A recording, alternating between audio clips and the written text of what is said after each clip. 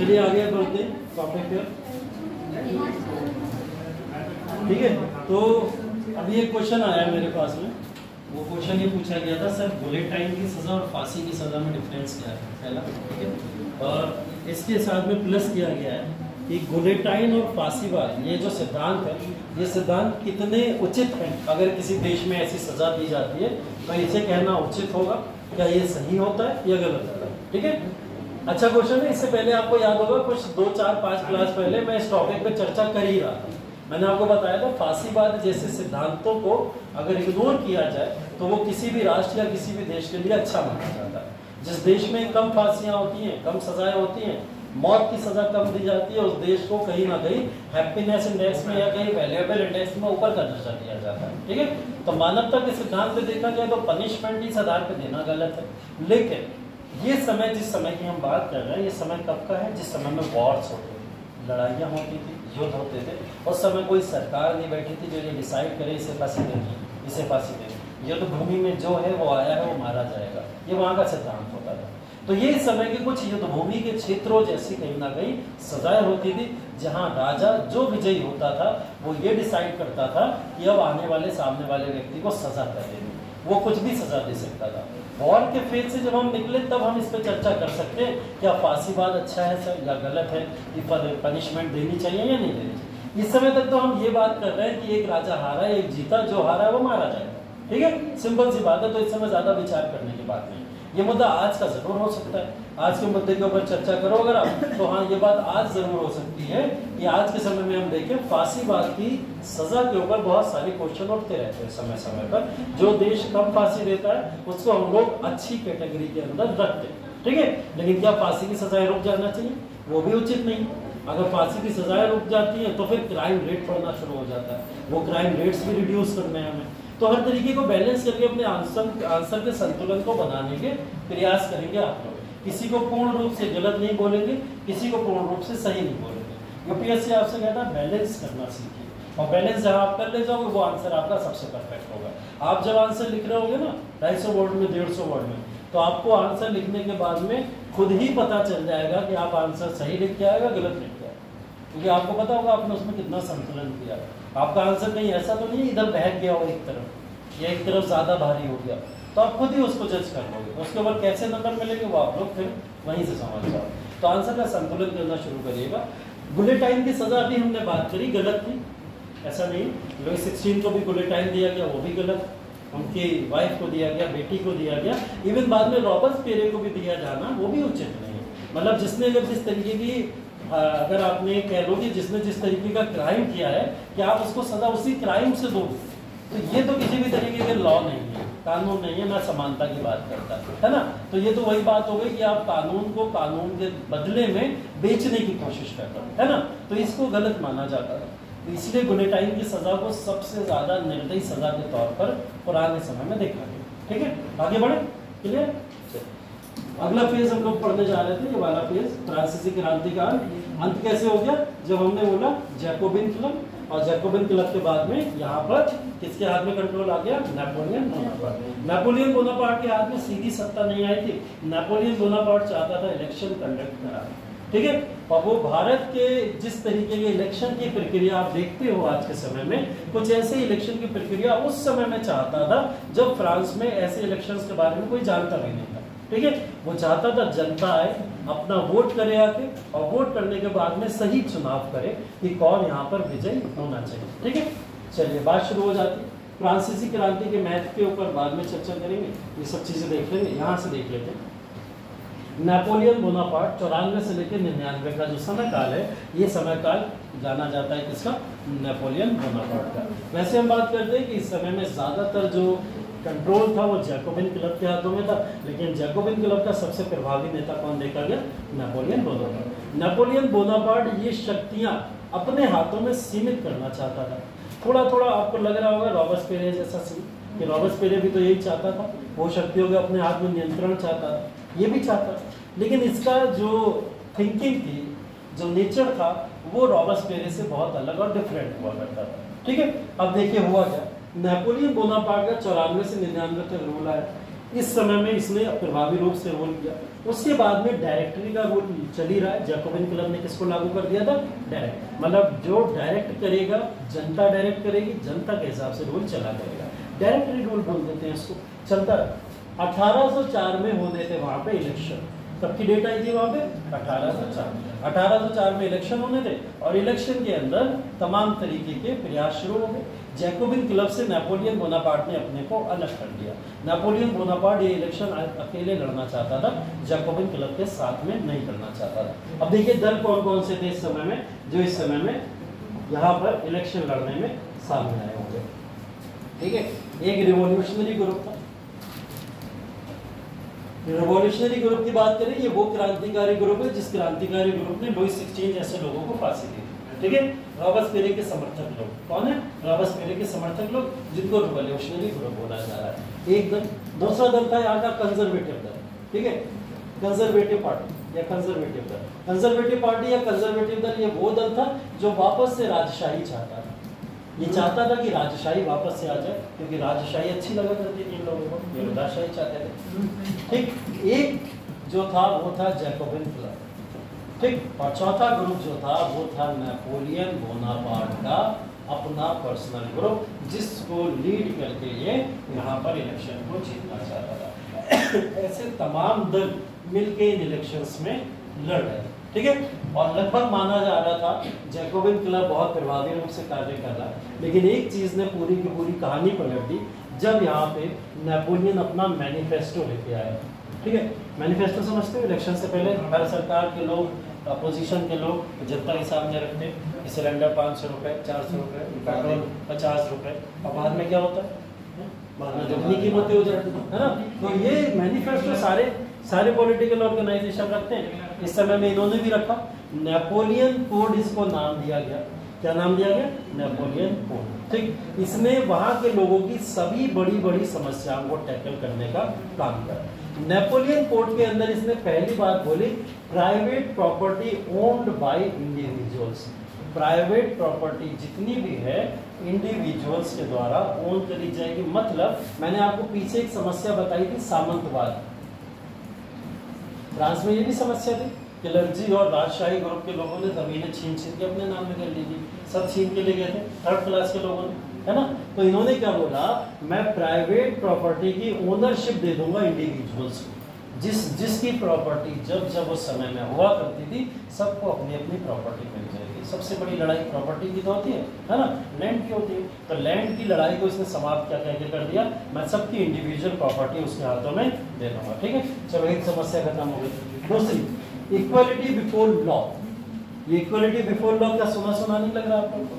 ठीक है, कानून के समक्ष समानता की बात जब भी होती है तो भारत का एग्जाम्पल बहुत तेजी से दिया जाता है ना।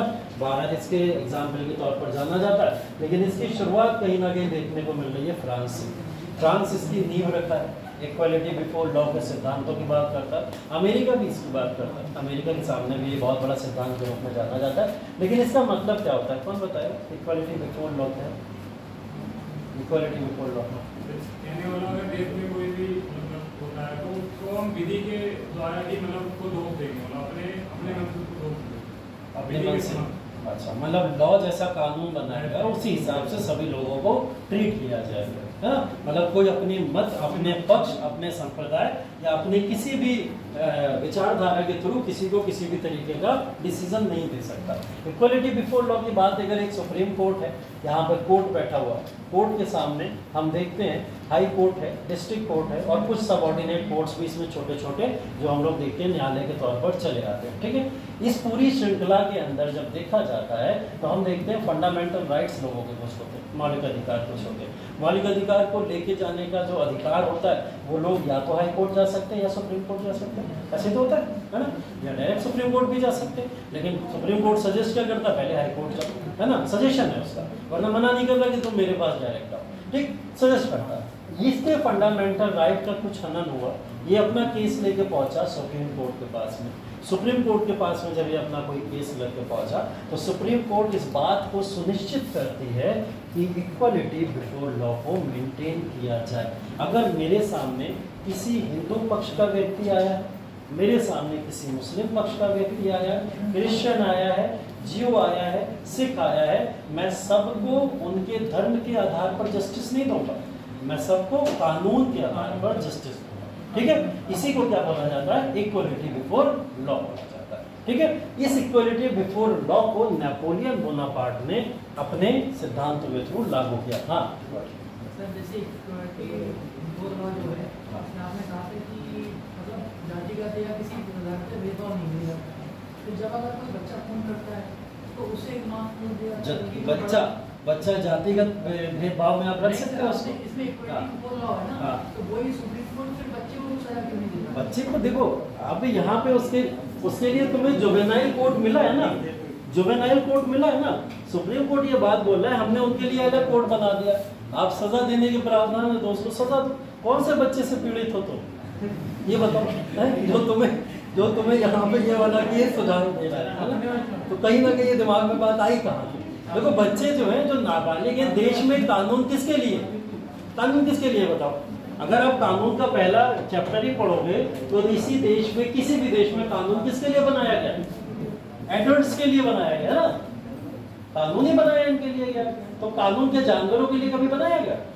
नहीं बनाया गया। कानून के जानवरों के अलावा अगर आप देखोगे कि नाबालिगों के लिए बनाया गया, नाबालिग लोगों को सजा देने के लिए जुवेनाइल कोर्ट जरूर बना दिया गया। ठीक है, लेकिन कानून शुरू कहाँ से होता है? वो डेफिनेशन ही पहले एडल्ट हो जाओ, उसके बाद में कानून आपके ऊपर लागू होगा। ठीक है, मतलब कानून तो हर तरीके का लागू एडल्ट होने पे ही होता है ना, उससे पहले कानून ही नहीं लागू होता है। तो ये क्वेश्चन ही खत्म हो जाता है। ठीक है, जो आप पूछ रहे हो। ठीक है, बच्चों को क्यों नहीं दिया? तो इक्वल स्टेटस बिफोर लॉ यहाँ पर सुनिश्चित कराया किसने? नेपोलियन बोनापार्ट ने अपने कोड के थ्रू। उसने बोला एक कोड लागू करेंगे जिसमें सभी लोगों को समानता का अधिकार होगा, सभी की बातें सुनी जाएगी। तीसरा, पीजेंट्स फ्री फ्रॉम मोनोरियल ड्यूज, सभी पीजेंट्स को मोनोरियल ड्यूज से फ्री कर दिया जाएगा। मोनोरियल ड्यूज का मतलब यहाँ पे ऐसा है कि जिस समय में यहाँ पर इसकी हम देख रहे हैं ना कि यहाँ पर एक सरकार चला करती थी जो मोनोपोली क्रिएट करा करती थी, किसकी? लुई 16 की।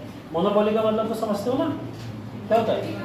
एकाधिकार। ठीक है, एकाधिकार के तौर पर लुई 16 अपने सारे कार्य किया करता था। उस एकाधिकार के समय पीजेंट्स के ऊपर लगातार कुछ कर लगाए गए थे, इतने ड्यूज थे वो कर सरकार के उसके ऊपर, किसानों के ऊपर, कि सरकार उस करों को अभी तक किसानों से ले रही थी। तो इन्होंने क्या बोला?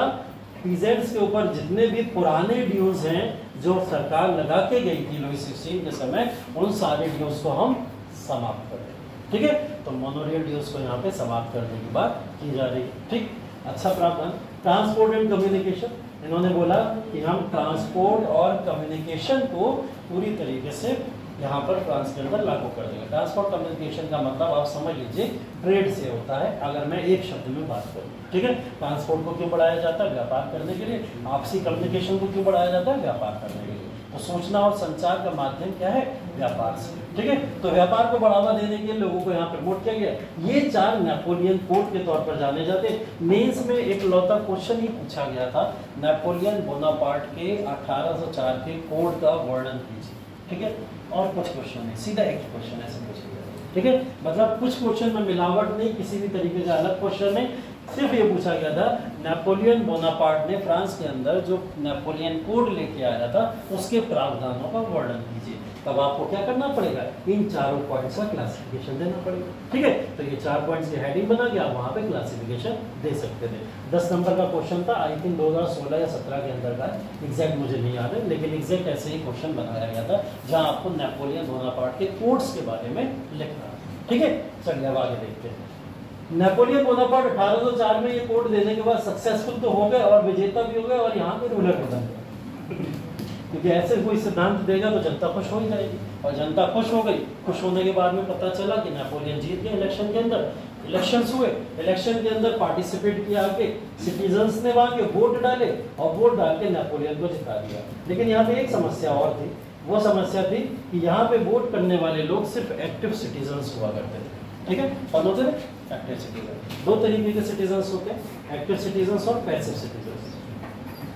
ठीक है, एक्टिव सिटीजन्स और पैसिव सिटीजन्स। ठीक है, एक्टिव सिटीजन्स और पैसिव सिटीजन्स में एक डिफरेंस होता है। ठीक है, वो डिफरेंस ये होता है कि अगर एक्टिव सिटीजन्स हैं ये वोटिंग में पार्टिसिपेट कर सकते हैं। सिर्फ एक क्लॉज बता रहा हूँ, ठीक है। क्या कर सकते हैं एक्टिव सिटीजन? वोटिंग में पार्टिसिपेट कर सकते हैं। पैसिव सिटीजन्स वोटिंग में पार्टिसिपेट नहीं कर सकते। हाँ, इनके पास सिटीजनशिप जरूर होती है, लेकिन ये पार्टिसिपेट वोटिंग में नहीं कर सकते, ठीक है। एक्टिव सिटीजन्स वोटिंग में पार्टिसिपेट भी करते हैं, इनके पास सिटीजनशिप भी होती है। फिर क्यों ये डिफरेंस क्रिएट करा गया? क्यों एक्टिव और पैसिव सिटीजन्स का बंटवारा किया गया? हाँ, क्या कह रहे हो? बाहर नहीं में तुम्हें, ठीक है, जिसका मत जाएगा। एक्टिव सिटीजन और पैसिव सिटीजन दोनों में एक डिफरेंस है। वो डिफरेंस ये है कि एक्टिव सिटीजन्स वोट डालने के लिए पूरी तरीके से इनके पास राइट्स होते हैं, पैसिव के पास ये राइट नहीं होते। जिस समय फ्रांस में इलेक्शन हुए उस समय वहां के सभी सिटीजन्स को वोटिंग राइट नहीं दिए गए, सभी को नहीं दिए गए। आपको याद होगी वो वाली असेंबली, जिस असेंबली में कुछ लोगों को बाहर रोक दिया गया था और बोले थे कुछ ही लोग अंदर आएंगे, ऐसा बोला गया था ना। वो लोग थे एक्टिव सिटीजन जो अंदर गए थे, ठीक है, और वो सारे थे पैसिव सिटीजन जिनको बाहर रोक दिया गया, ठीक है। अब पैसिव सिटीजन फिर कौन हो जाएंगे बताओ? विमेन हो जाएंगे पैसिव सिटीजन का पार्ट, ठीक है। पीजेंट्स हो जाएंगे, अनएजुकेटेड क्लास हो जाएगा, ठीक है, पुअर हो जाएंगे। ये सारे लोग पैसिव सिटीजन्स के पार्ट हुआ करते थे। इन लोगों के पास में वोट करने का अधिकार नहीं हुआ करता था। अब आ जाओ active citizen. Active citizens educated class होता था। पहली बात ये थी कि एजुकेट होना चाहिए। दूसरी चीज मेल होना चाहिए, सिर्फ और सिर्फ मैन को राइट था वोट करने का। मेल भी होगा तो +25 उसकी उम्र होना चाहिए। कितना?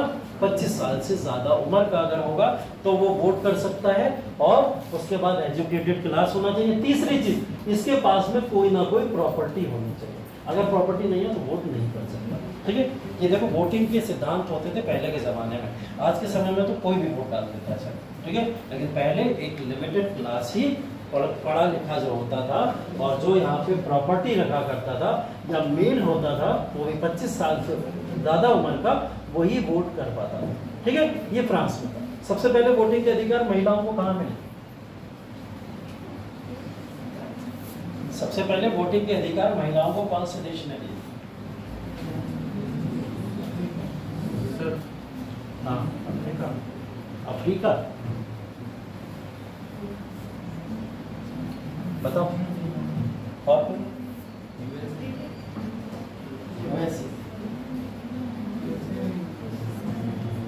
कब मिले थे? समय क्या है जब वोटिंग अधिकार महिलाओं को मिले थे?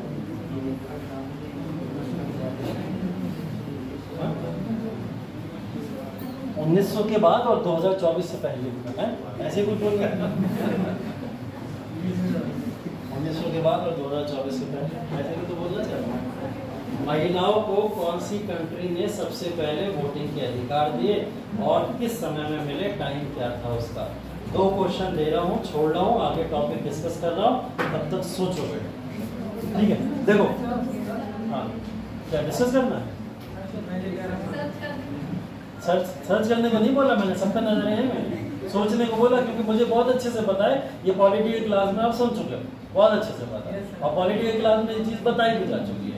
तो ये बातें हम तुम लोग बैठे बैठे भूल जाते हो, इसलिए मैं बोल रहा हूँ सोचो बैठे, जब तक सोचो तब तक। और बहुत आसान आंसर है, कुछ टफ नहीं है। क्या अभिषेक सर को फोन लगा के पूछ रहे हो क्या? तुम फोन क्यों लगाया? तो ठीक है, सिटीजन्स कौन से एक्टिव सिटीजन्स है, पैसिव सिटीजन्स है? इन दोनों सिटीजन्स के बीच में एक भेद था। यहाँ पर सिर्फ एक्टिव सिटीजन्स थे, उनको राइट होता था वोट करने का। फ्रांस के अंदर एक्टिव सिटीजन्स ने वोट डाले, नेपोलियन बोनापार्ट को जिता दिया वहां के लोगों ने। नेपोलियन बोनापार्ट ने अपना रूल शुरू किया 1804 से। 1804 से ये रूल शुरू हो गया, और इस रूल के शुरू होने के बाद में नेपोलियन बोनापार्ट के ऊपर भी आरोप लगना शुरू हो गए। अब वो आरोप कौन से थे? तानाशाह, ठीक है। कौन सा आरोप लगना शुरू हो गए? तानाशाह। बोले ये तो डिक्टेटर है, तानाशाही करता है, डिक्टेटरशिप है इसकी। इसने हमसे बोला ये सब देगा, कुछ नहीं दिया, ठीक है। सारे के सारे सिर्फ मैनिफेस्टो दिखा दिए, और मैनिफेस्टो के आधार पर कुछ नहीं दिया। सारी कंट्रीज के ऊपर कहीं ना कहीं एक प्रभाव दिखने लगा अब नेपोलियन बोनापार्ट का। देखिए ये एक फेज, वो फेज है जिस फेज के अंदर आप एक अलग चीज और सीख रहे हो। वो चीज पता क्या सीख रहे हैं? अभी तक हम मोनार्की देखा करते थे, मोनार्की हुआ करती थी, मोनार्की के अंदर कभी भी तानाशाही जैसा शब्द नहीं सुना था हमने, ठीक है। मोनार्की तो होती थी, राजशाही होती थी, राजा शासन जरूर करता था, लेकिन उसमें क्या तानाशाही होती थी? नहीं, तानाशाही नहीं होती थी। वो जनता की डिमांड की भी कहीं ना कहीं कदर किया करता था। अब कुछ चीजें फ्रांस की क्रांति के बाद बदलने लगी, जैसे हमने अभी देखा थोड़े समय पहले रॉबर्सपियर, वो तानाशाही करता दिखाई दे रहा है। अब नेपोलियन तानाशाही, क्या चीज? हाँ, अगर वो वैसा होगा तो तानाशाही करे, लेकिन वो राजा है, राजा कुछ भी कर सकता है, वो राजा है, राजा को आपने नहीं चुना है। अगर आप चुनते तब आप उससे कहते हम तुम्हें चुन के लाए, तुम हमारी ऊपर अठन दिखा रहे, तब नहीं कह सकते ना। राजा तो कहेगा मुझे तो ये भाई बपौती में मिला, मेरे दादा थे, मेरे पिता थे, मैं अपने आप जीत के आया हूँ, मैं कुछ भी करूँ, तब आप उस पर तानाशाह का आरोप नहीं लगा सकते। ठीक है, तानाशाह का आरोप रूलर पे लगता है, इस पे लगता है जब भी कोई राजा नहीं बनता है, जब उसको चुना जाता है। तानाशाह का आरोप हमेशा उस पर, किसी भी कंट्री में उठा के देख लेना, आज के समय में तानाशाह की एक डेफिनेशन भी होती है कि आप चुन के लाए, चुनने के बाद उसने आप ही के वोट से आप ही पे अठन दिखाना शुरू कर दी, ऐसे व्यक्ति को तानाशाह बोला जाता है। हिटलर कोई अपने आप थोड़ी छीन लिया था, सब लोग लाए थे उसे, बोले थे जाओ हमारे नेता बनकर रिप्रेजेंट करो, तभी उसके ऊपर आरोप लगा कि तुम तो हमारी सुनते ही नहीं, तुमने हमारे यहाँ यहूदियों को मार डाला सारे पकड़ के, है ना, तब तानाशाह के उसके ऊपर आरोप लगे। तो तानाशाह हमेशा वो व्यक्ति होता है जो चुन के आने के बाद में लोगों के ऊपर गलत रवैये से शासन करता है। ठीक है, तो यहाँ पे क्या हुआ कि इक्वलेंट, ये सारे के सारे प्रोविजन आने के बाद हिटलर यहाँ नेपोलियन के ऊपर आरोप लगने लगे कि वो डिक्टेटरशिप कर रहा है, तानाशाही कर रहा है। तानाशाही के आरोप लगते लगते नेपोलियन ने बोला कि मैं तुम्हें सारे अधिकार देने की बातें करता हूँ, तुम लोग मेरे ऊपर तानाशाह का आरोप लगाते हो। नेपोलियन ये सब बातें सुन के दुखी हो चुका था।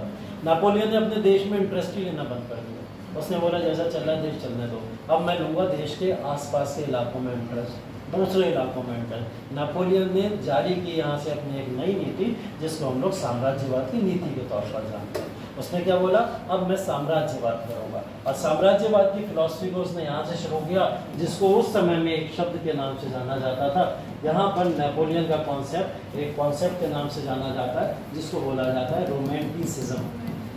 क्या बोला जाता है? रोमांटिसिज्म। ठीक है, रोमांटिसिज्म एक शब्द है जिसको बोला जाता है एक्सट्रीम फॉर्म ऑफ नेशनलिज्म। ठीक है, जब राष्ट्रवाद की भावना आपके अंदर इतनी आ जाए, जो एक्सट्रीम पे पहुंच जाए, उस एक शब्द को क्या बोला जाता है? रोमांटिसिज्म बोला जाता है। ठीक है, ये वो वाला कोई रोमांस नहीं, ठीक है, उसको मत समझ जाना तुम लोग। ठीक है, यहाँ पे रोमांटिसिज्म का मतलब है लव ऑफ द नेशन, और नेशन से इतना एक्सट्रीम लव कि वो एक स्टेज पे पहुंचा दे रोमांटिसिज्म की। नेपोलियन अपने देश से बहुत प्यार करता था, देश के लोग उसके अगेंस्ट में होना शुरू हो गए, वो अपने देश के विकास के लिए दूसरे देशों को छीनना शुरू कर देता है। ठीक है, इसी सब के चक्कर में नेपोलियन भिड़ जाता है बैटल ऑफ वाटरलू में 1815 में।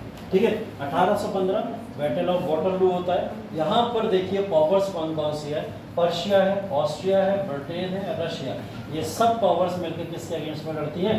फ्रांस के अगेंस्ट में, जिसका राजा कौन है? Napoleon Bonaparte. ठीक है, Napoleon Bonaparte Persia, Austria, Britain, Russia, इन सब के ऊपर अपना प्रभाव अब तक जमा चुका था, तभी तो ये पावर उसके अगेंस्ट में आई होगी। तभी सबने एक यूनिट बनाई, और यूनिट बना के नेपोलियन बोनापार्ट पे अटैक किया। अटैक करने के बाद बैटल ऑफ वाटरलू हुआ, जिसके अंदर नेपोलियन बुरी तरीके से हार जाता है। नेपोलियन यहाँ पे हारता है। नेपोलियन के हारने के बाद में इसे एक संधि मजबूरी में साइन करनी पड़ती है, जिसको बोला जाता है ट्रीटी ऑफ वियना। क्या बोला जाता है? वियना की संधि बोला जाता है। ट्रीटी ऑफ वियना इस समय में साइन हो जाती है 1815 में, जिस ट्रीटी के तहत नेपोलियन किसी भी साम्राज्य में अब विस्तार नहीं कर सकता। साम्राज्य के सारे कंट्रोल उसके हाथों से छीन लिए जाते, इवन उसको उसके ही राजकाज में क्या करा जाता है? लिमिटेड गवर्नमेंट के फॉर्म में इंस्टॉल कर दिया जाता है। बोले राजा बनना है, राजा बने रहोगे, लेकिन आपके पास में शक्तियों का ज्यादा प्रभाव नहीं रहेगा। इसके देश से ही इसके हाथों की शक्तियां छीन ली जाती, क्योंकि जनता भी इसके फेवर में नहीं थी ज्यादा, जनता ही विद्रोह कर देती है अगर ये थोड़ा और अगर उसमें एक्सट्रीम होने की कोशिश करता। तो कहीं ना कहीं नेपोलियन के हाथ से वियना के बाद में संधि के बाद में शक्तियां चली जाती हैं, और इसके बाद में नेपोलियन ज़्यादा समय जीवित भी नहीं रह पाता है, कुछ ही समय बाद इसकी मृत्यु भी हो जाती है। बैटल ऑफ वाटरलू के बाद नेपोलियन का चैप्टर खत्म हो जाता है, जिसके बाद में वापस से फ्रांस के अंदर एक नई सत्ता आ जाती है, जिसको क्या बोला जाता है? कंजर्वेटिव। फ्रांस में फिर से आ जाते हैं जो बर्बन वंश था। कौन सा वंश? बर्बन वंश। बर्बन वंश ये वही वंश है जिसके लुइस 16 राजा थे। लुई 16 कौन थे? इसी के राजा थे, बर्बन वंश के ही राजा थे। अब ऐसा नहीं है 3 लोगों को मार दिया तो पूरा पूरा राजवंश ही खत्म हो गया। चचा, ताऊ, मामा, कुछ ना कुछ तो अभी होगा ना रिश्तेदारी में, तो उस रिश्तेदारियों में से उसी वंश के लोगों को वापस से कंजर्वेटिव्स ने गद्दी के ऊपर बैठा दिया। मतलब यही पुराने ओल्ड रिजीम को फॉलो करने वाले लोग जो कंजर्वेटिव थे या रूढ़िवादी विचारधारा के थे, उन्होंने वापस फ्रांस के ऊपर किसको बैठा दिया? बर्बन वंश के लोगों को बैठा दिया। भैया इतनी मेहनत करके जितनी फ्रांस की क्रांति पड़ी थी सब हुई बर्बाद। ठीक है, जहाँ से शुरू किया था लौट के आ गए। ठीक है, 1815-16 तक आते आते स्टेज वही आ गई जो फ्रांस ने इतनी सारे संघर्ष किए थे। और हम लोग लगभग 2 घंटे से संघर्ष कर रहे हैं, क्लास में सर मार रहे हैं कि किसी भी तरीके से फ्रांस को आज़ाद करा दें। और कराते कराते फिर वापस हम लोग उसी चक्र में आ गए कि फ्रांस फिर से बर्बन वंश के राजाओं के हाथों में आ गया। ठीक है, तो ये पूरी की पूरी साइकिल है, जिस साइकिल के बाद में यहाँ पर बर्बन वंश के हाथों में जैसे ही शासन आया, यहाँ पे एक एज शुरू होती है जिसको बोला जाता है एज ऑफ रिवॉल्यूशन, क्रांति का युग बोला गया। और ये क्रांति का युग सिर्फ फ्रांस का नहीं है, ये क्रांति का युग अब पूरे यूरोप का। ठीक है, कहाँ का? पूरे यूरोप में, जिसमें इटली इन्वॉल्व है, जर्मनी इन्वॉल्व है, फ्रांस भी इन्वॉल्व है, इंग्लैंड भी इन्वॉल्व है। सभी यूरोप के बड़े बड़े नेशन इसमें इन्वॉल्व थे, जिसको बोला जाता था एज ऑफ रिवॉल्यूशन। यहाँ पर एक नए तबके का या नए वर्ग का उदय होता। इस वर्ग को बोला जाता है उदारवादी राष्ट्रवादी वर्ग। क्या बोला जाता है? उदारवादी राष्ट्रवादी वर्ग। अभी तक तो रिवॉल्यूशनरी हुआ करते थे, जिनको हम क्रांतिकारी कहा करते थे, वो रिवॉल्यूशनरी तो थे। अब एक नया वर्ग आ गया जिसको बोला जा रहा है उदारवादी क्रांति, उदारवादी राष्ट्रवादी दल। ऐसा दल कहीं भारत में आपने देखा?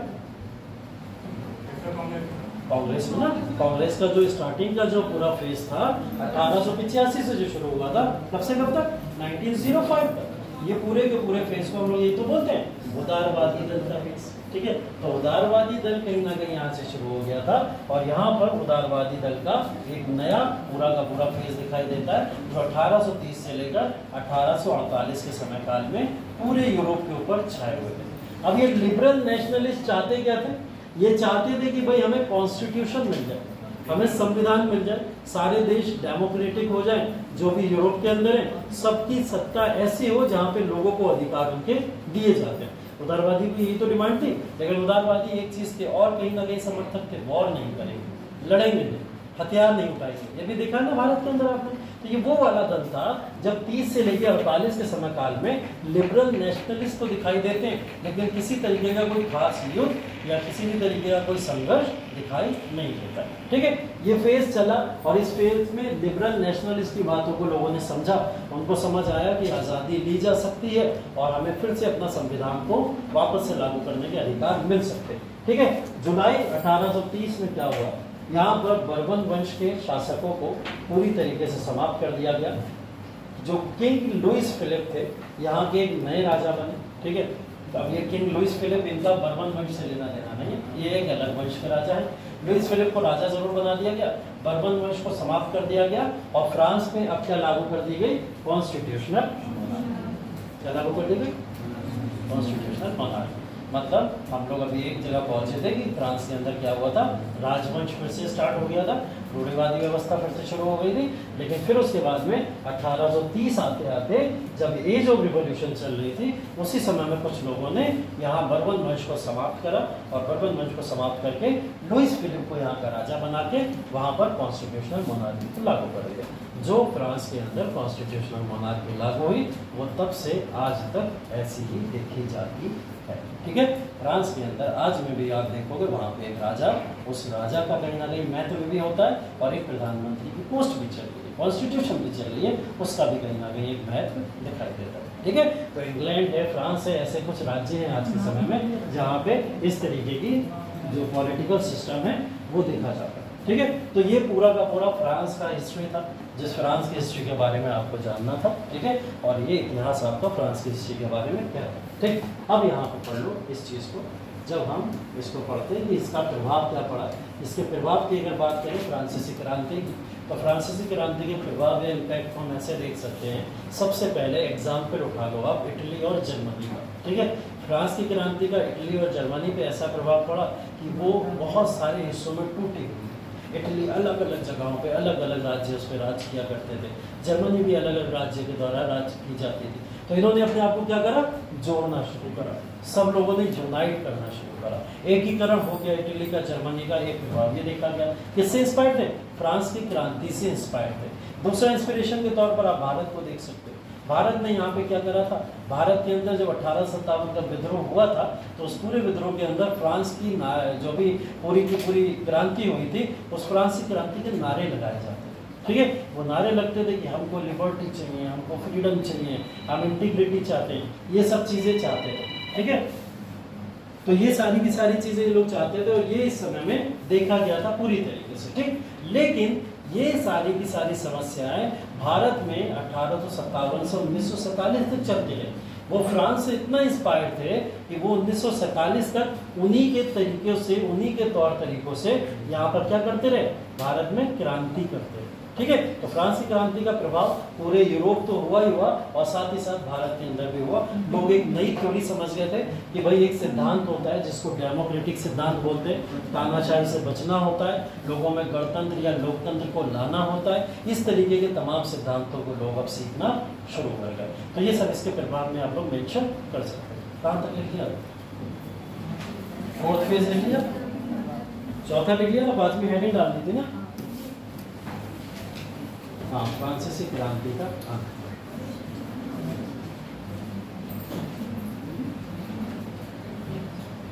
लिखिए इसमें फ्रांसीसी क्रांति के अंत में।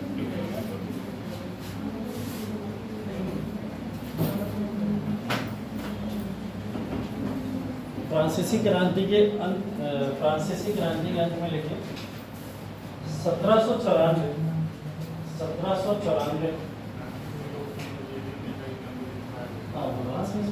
हर कोई किसी न किसी से इंस्पिरेशन लेगा। 1794 जैकोबिन क्लब एवं नेपोलियन के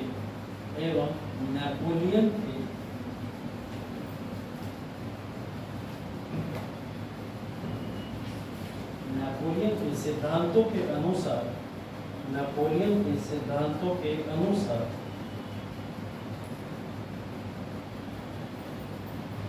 फ्रांस का राजकाज चलना शुरू होता है एवं 22 अगस्त 1795 तक एवं 22 अगस्त 1795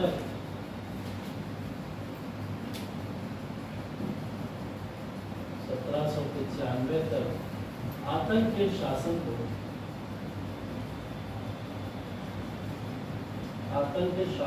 समाप्त कर दिया जाता है, क्योंकि इसी समय संविधान के निर्माण की मंजूरी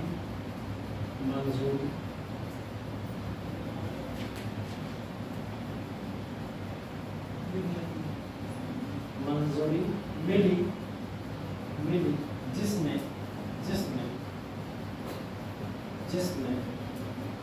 द्विसदनीय विधायिका का निर्माण, जिसने द्विसदनीय विधायिका का निर्माण किया।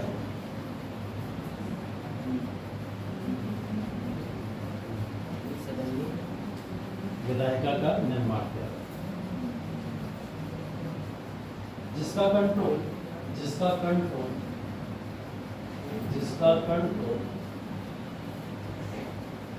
चुने हुए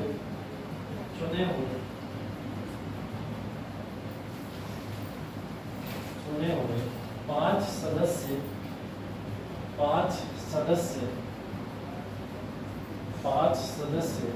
समूह डायरेक्टरी के हाथों में होता है।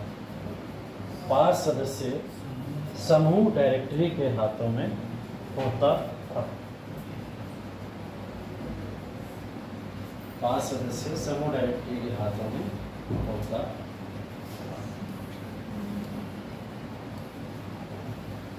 ठीक है, उसके बाद में अगला पॉइंट लिख लीजिए, नेपोलियन बोनापार्ट ने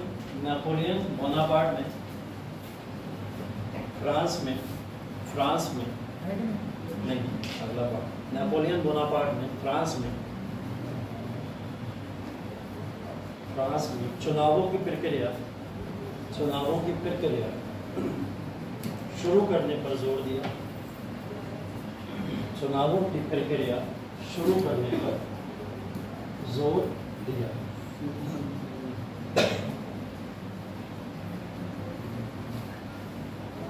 ठीक है, अगले हेडिंग डाल लीजिए, फ्रांस में चुनावी प्रक्रिया। फ्रांस में चुनावी प्रक्रिया।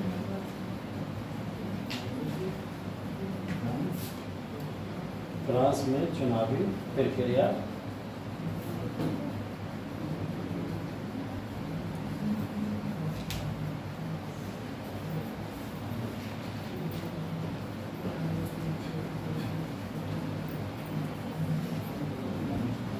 आगे इसमें और लिख लेना, फ्रांस में चुनावी प्रक्रिया एवं फ्रांसीसी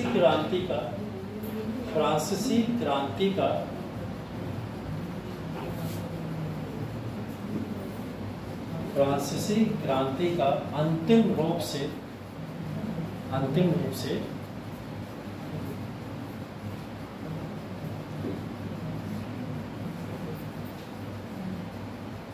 अंत होना लिखना, अंत लिख लो, अंतिम रूप से अंत।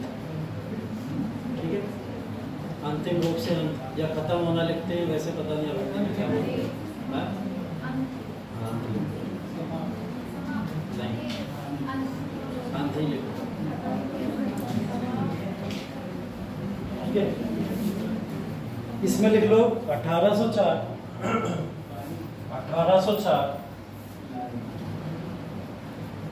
नेपोलियन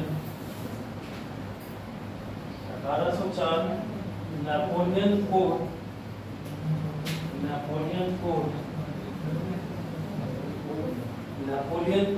जो कि नेपोलियन के द्वारा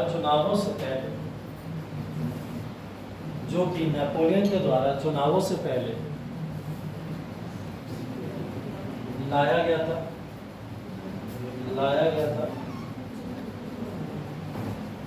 जिसके बिंदु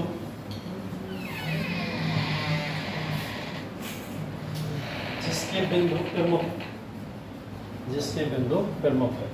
अब ये चारों बिंदु इसमें लिख लेना, नेपोलियन कोड पूछा ही गया है इस तरीके से, चारों बिंदु इसमें मेंशन कर लेना। पहला लिखा private property owned by individuals. ठीक है,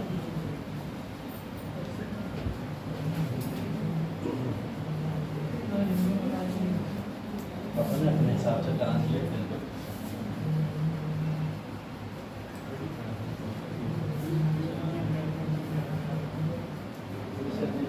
मतलब ये होगा संसद के अंदर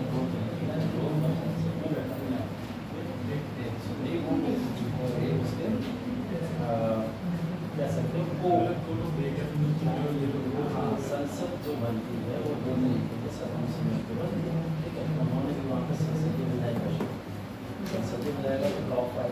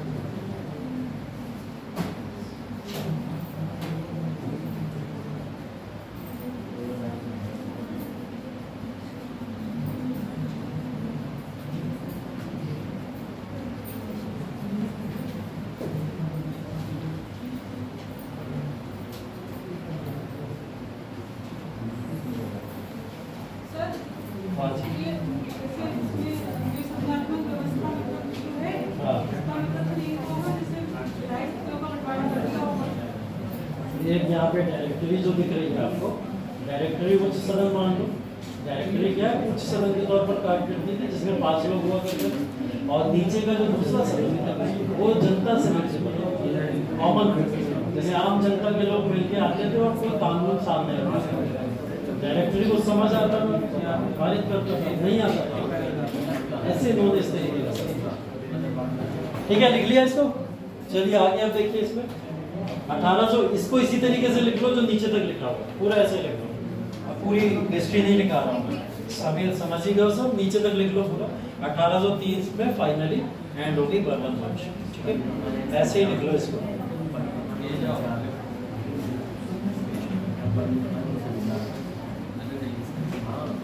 ट्रांसपोर्ट परिवहन एवं संचार, सूचना संचार, परिवहन एवं संचार।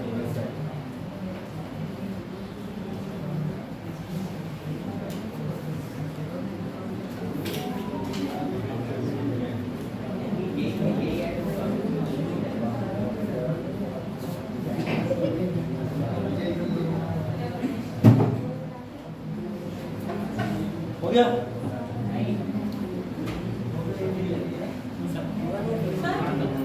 सर ये लोग जैसे मतलब हम लोग इनकी पढ़ते हैं, फ्रांस की जानती है, अफ्रीका की जानती है, सर ये लोग पढ़ते होंगे हमारे जितनी इंपॉर्टेंट क्रांतियां हुई हैं दुनिया भर में, वो हर सिलेबस में दुनिया की पाई जाती है। ठीक है, भारत की आज़ादी फ्रांस क्या, यूएसए, यूके, हर जगह पे लिखी हुई है, वहाँ के इतिहास में लिखी हुई है, उनकी पुस्तकों में लिखी। और फिर ये भी डिपेंड करता है कि कौन देश को कौन कितनी मान्यता देता है, उस पर भी डिपेंड करता है। अगर किसी को फॉरेन रिलेशन हमारे साथ अच्छे रखने हैं तो हमारा इतिहास पढ़ाएगा, नहीं रखने हैं तो नहीं पढ़ाएगा। पाकिस्तान नहीं पढ़ाता हमारे, ठीक है, वो नहीं पढ़ाता, वो नहीं पढ़ाता। वो ये सब नहीं दिखाता कि कांग्रेस एक अच्छी पार्टी थी, अच्छा दल था, ऐसा था वैसा था, कुछ नहीं दिखाता। वो कुछ अलग तरीके का इतिहास पढ़ा है, जो शायद था भी नहीं, है ना, ऐसा इतिहास वो पढ़ा है।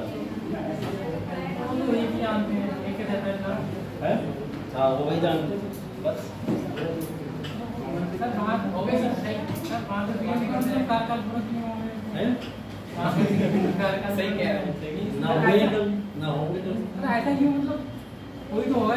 अरे एक प्रॉब्लम होती है ना, वो प्रॉब्लम उसमें शुरू से है।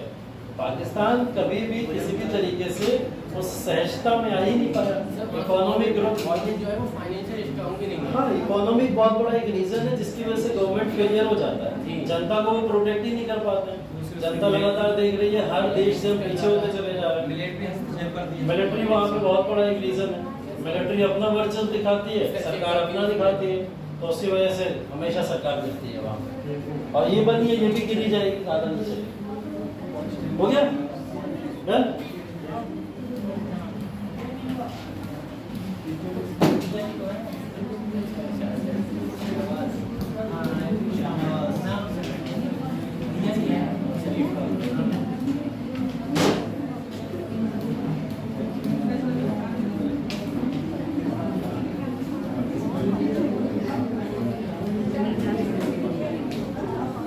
ओके, चलिए अगले टॉपिक के ऊपर आते हैं। इटली का एकीकरण, ठीक है। इटली और जर्मनी दोनों के एकीकरण के बारे में जानना है, ठीक है।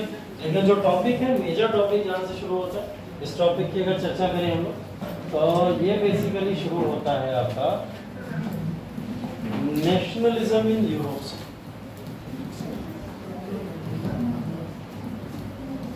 ठीक है, या यूरोप में राष्ट्रवाद की बातें यहाँ पे की जा रही है, ठीक है।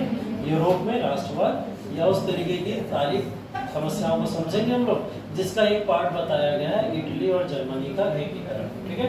इटली और जर्मनी के एकीकरण को समझने से पहले नेशनलिज्म इन यूरोप समझ लीजिए। राष्ट्रवाद ये शब्द है, और इस राष्ट्रवाद के शब्द को हम लोग जब भारत में पढ़ रहे थे तो हमने आपसे पूछा था कि राष्ट्रवाद का शब्द भारत में कब इजाद हुआ, पहली बार कब आया, और लोगों ने राष्ट्रवाद के सिद्धांत को भारत में यूटिलाइज या यूज करना कब शुरू किया। कौन सा समय बताते हो आप लोग?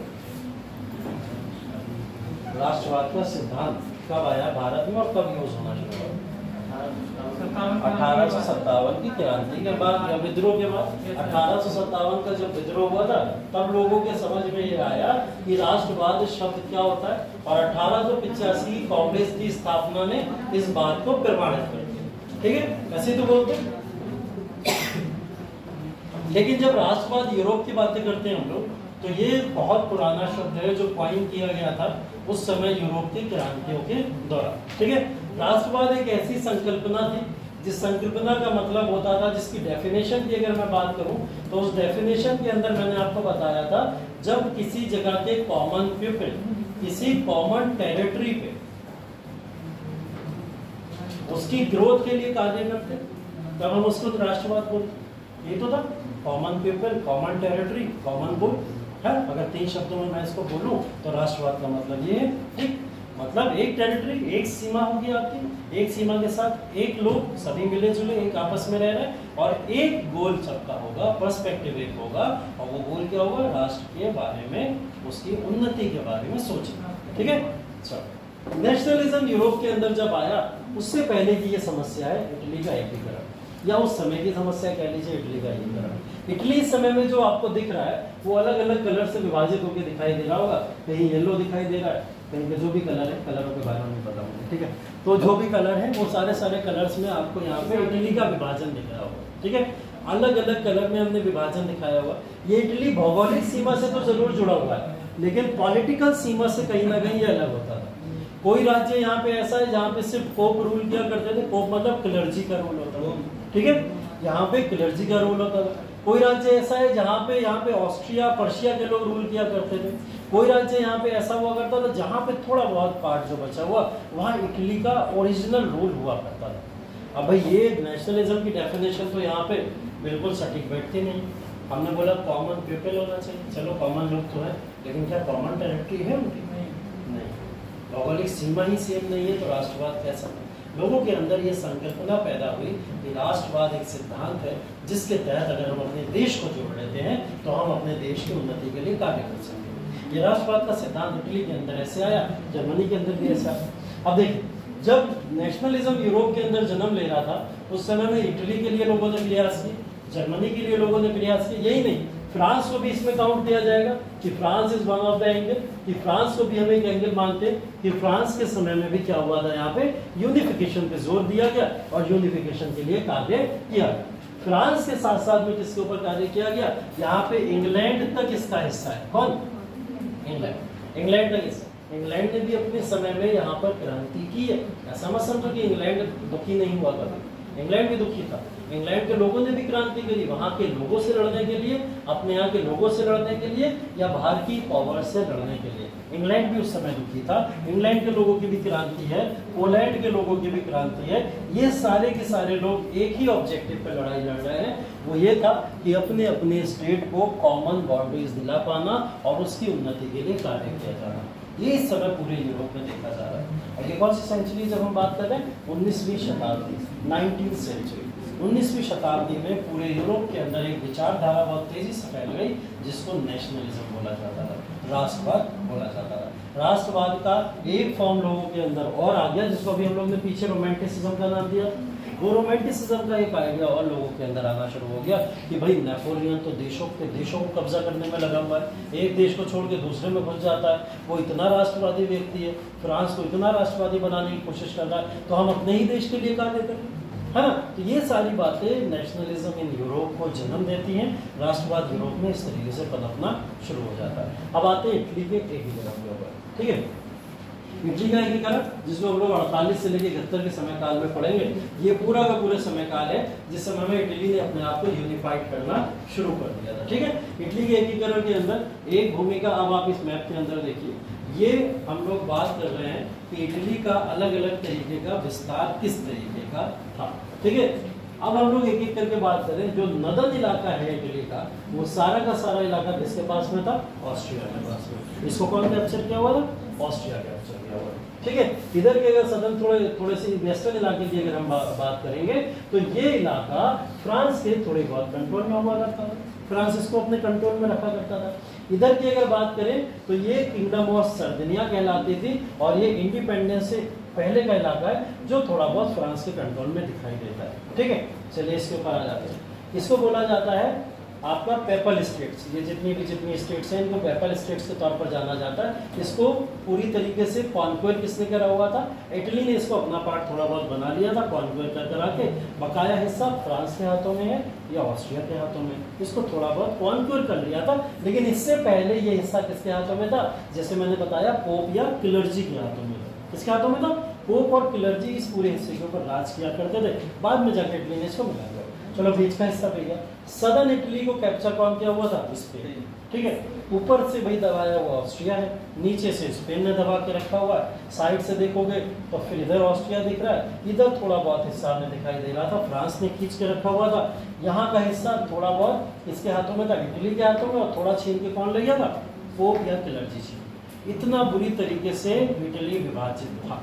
ठीक है, और इस अलग अलग इलाकों में जो इटली पूरा का पूरा विभाजित था, इस सब के लिए जो कारण थे उन कारणों की अगर समीक्षा करें तो कारणों में सबसे पहला कारण यहाँ पे नेपोलियन को ही माना जाता है। किसको माना जाता है? नेपोलियन को। क्योंकि मैंने बोला ना फ्रांस से आया था, इन्होंने सबको जीतना शुरू किया, खींचना शुरू किया, तो इसने यहाँ की बाउंड्रीज को छीना था। नेपोलियन ने 1797 में या फिर 1804 में अपनी गवर्नमेंट बनने के बाद रेगुलर अटैक किए थे इटली के ऊपर, जिसकी वजह से इटली का पार्ट किसमें मिल गया? जाके फ्रांस में जाके मिल गया था। तो एक तो कारण ये, एक कारण battle of Waterloo. Battle of Waterloo के अंदर जब आप देख रहे हो कौन कौन लड़ रहा था? पर्शिया, ऑस्ट्रिया, रशिया, ब्रिटेन, ये चार पावर्स तो थे, और वर्सेस फ्रांस था। ये चार पावर फ्रांस से जीते, और फ्रांस से जीतने के बाद इन्होंने बोला देखो जरा फ्रांस का कब्जा कहाँ पे? पता चला फ्रांस का कब्जा तो इटली पे। इटली पे भी तो था कब्जा उसका, तो इन्होंने इटली को छीन के आपस में डिवाइड कर लिया। ऐसा नहीं इटली को वापस दे दिया, क्या कर लिया? आपस में डिवाइड कर लिया। ठीक है, बोले बर्गर मिला, आधा आधा बांट के खाएंगे। ठीक है, जिसका है उसको वापस कर दिया। ठीक, तो इन्होंने क्या करा? आपस में डिवाइड कर दिया पूरा। एक कारण होता, एक कारण था लिबरल रिवोल्यूशनरीज। जब हम लोग लिबरल रिवोल्यूशनरीज की बात करते हैं, हमने बात करा कुछ रिवोल्यूशनरीज थे, क्रांतिकारी वर्ग लोग रहा करते थे देश यूरोप के अंदर पूरे, और वो लगातार इन आइडियाज़ को जन्म देते रहते थे कि भाई अपनी आज़ादी के लिए कार्य करना, आज़ादी के लिए कार्य करना। इन आज़ादी के लिए कार्य करते करते यहाँ इटली के लोग इंस्पायर्ड होते हैं और यहाँ पर इटली के यूनिफिकेशन को स्टार्ट करने के लिए थोड़े बहुत उत्साहित हो जाते हैं। चलो इसको भी जान लो। इसके बाद 30 से लेकर 48 तक ये जो रिवोल्यूशन पीछे देख के आए थे हम लोग, इस पूरे 18 साल के कार्यकाल के अंदर हमने देखा कि इस क्रांति के युग के दौरान पूरे यूरोप के अंदर बड़े परिवर्तन हो रहे हैं। और क्या इस क्रांति के युग के दौरान आपको ये नहीं दिख रहा है कि इटली का एकीकरण भी है?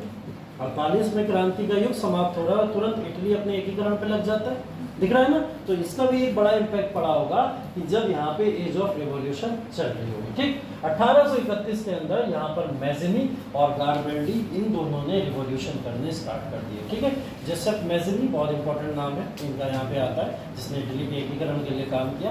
कैवियर नाम एक और इम्पोर्टेंट नाम है, कैवियर नाम भी आता है, वो भी इटली के एकीकरण के लिए काम कर रहा है। और तीसरा नाम है गारबेल्डी, ये भी इटली के एकीकरण के लिए काम कर रहा है। इन तीनों को बोला जाता था तीन स्तंभ हैं इटली के। ठीक है, एक है दिल इटली का, एक है दिमाग इटली का, और एक है तलवार इटली, और इन तीनों ने मिलकर पूरे इटली को एक कर दिया। ठीक है, ऐसा नहीं कोई बड़ी शक्तियां आई हों, सिर्फ ये तीन दिमाग आए थे, जिन तीनों दिमागों ने मिलकर क्या करा? इटली को एक कर दिया। मैज़िनी, गारबेल्डी और एक कैवियर करके हैं, आगे उसका नाम देखेंगे। 1833 में मैज़िनी ने यंग इटली की शुरुआत कर दी। यंग इटली आपने नाम सुना होगा, भारत के अंदर क्या यंग इटली के नाम से कोई संस्था बनी? इसके तरीके की कोई संस्था क्या भारत के अंदर बनी? हाँ, यंग इंडिया, यंग इंडिया कोई संस्था थी?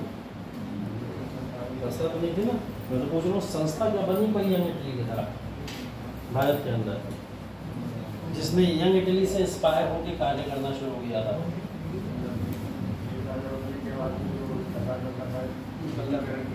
सरदार वल्लभ भाई पटेल ने जो लॉ की नीति अपनाई थी वो यहीं से अपनाई थी। ठीक है, अच्छा गुड पॉइंट, अच्छा पॉइंट है। लॉ की नीति उन्होंने यहीं से अपनाई थी, बिल्कुल सही बात है। और मैं पूछ रहा हूँ संस्था, एक संस्था बनाई गई थी भारत में जो यंग इटली और यंग यूरोप से प्रभावित थी। हाँ, होम रूल, गुड, पढ़ के तो आए हो तो पूछना। अच्छा, होम रूल लीग की स्थापना भाई जब 1916 में हुई थी, तो उसके पीछे एक आइडिया था, जो मैज़िनी का आइडिया यंग इटली का था, वही आइडिया यहाँ पे भी था। ये भी इटली की आज़ादी की बात करते हैं, इटली को एक करने की, वो भी भारत को एक और आज़ाद करने की बात करा रहे हैं। ठीक है, तो वो आइडिया यहाँ से लिया गया था। 1846 में क्या हुआ, फर्स्ट वॉर ऑफ इंडिपेंडेंस चला। ये first war of independence Italy का है, जब इटली ने अपनी आज़ादी के लिए लड़ना शुरू किया। तब तक चला हुआ 1849 तक चला हुआ, ठीक है। संघर्ष शुरू हो गया था, लेकिन 46 से लेकर 49 तक ये वॉर चला। 55 में विक्टर इमैनुअल सेकंड यहाँ के राजा बन गए, कहाँ के, इटली के, और इन्होंने अपना पीएम बना लिया कैवियर को। कैवियर अभी आगे बात करेंगे कितना इंपॉर्टेंट रोल है, ठीक है। 1858 में क्रीमियन वॉर हुआ।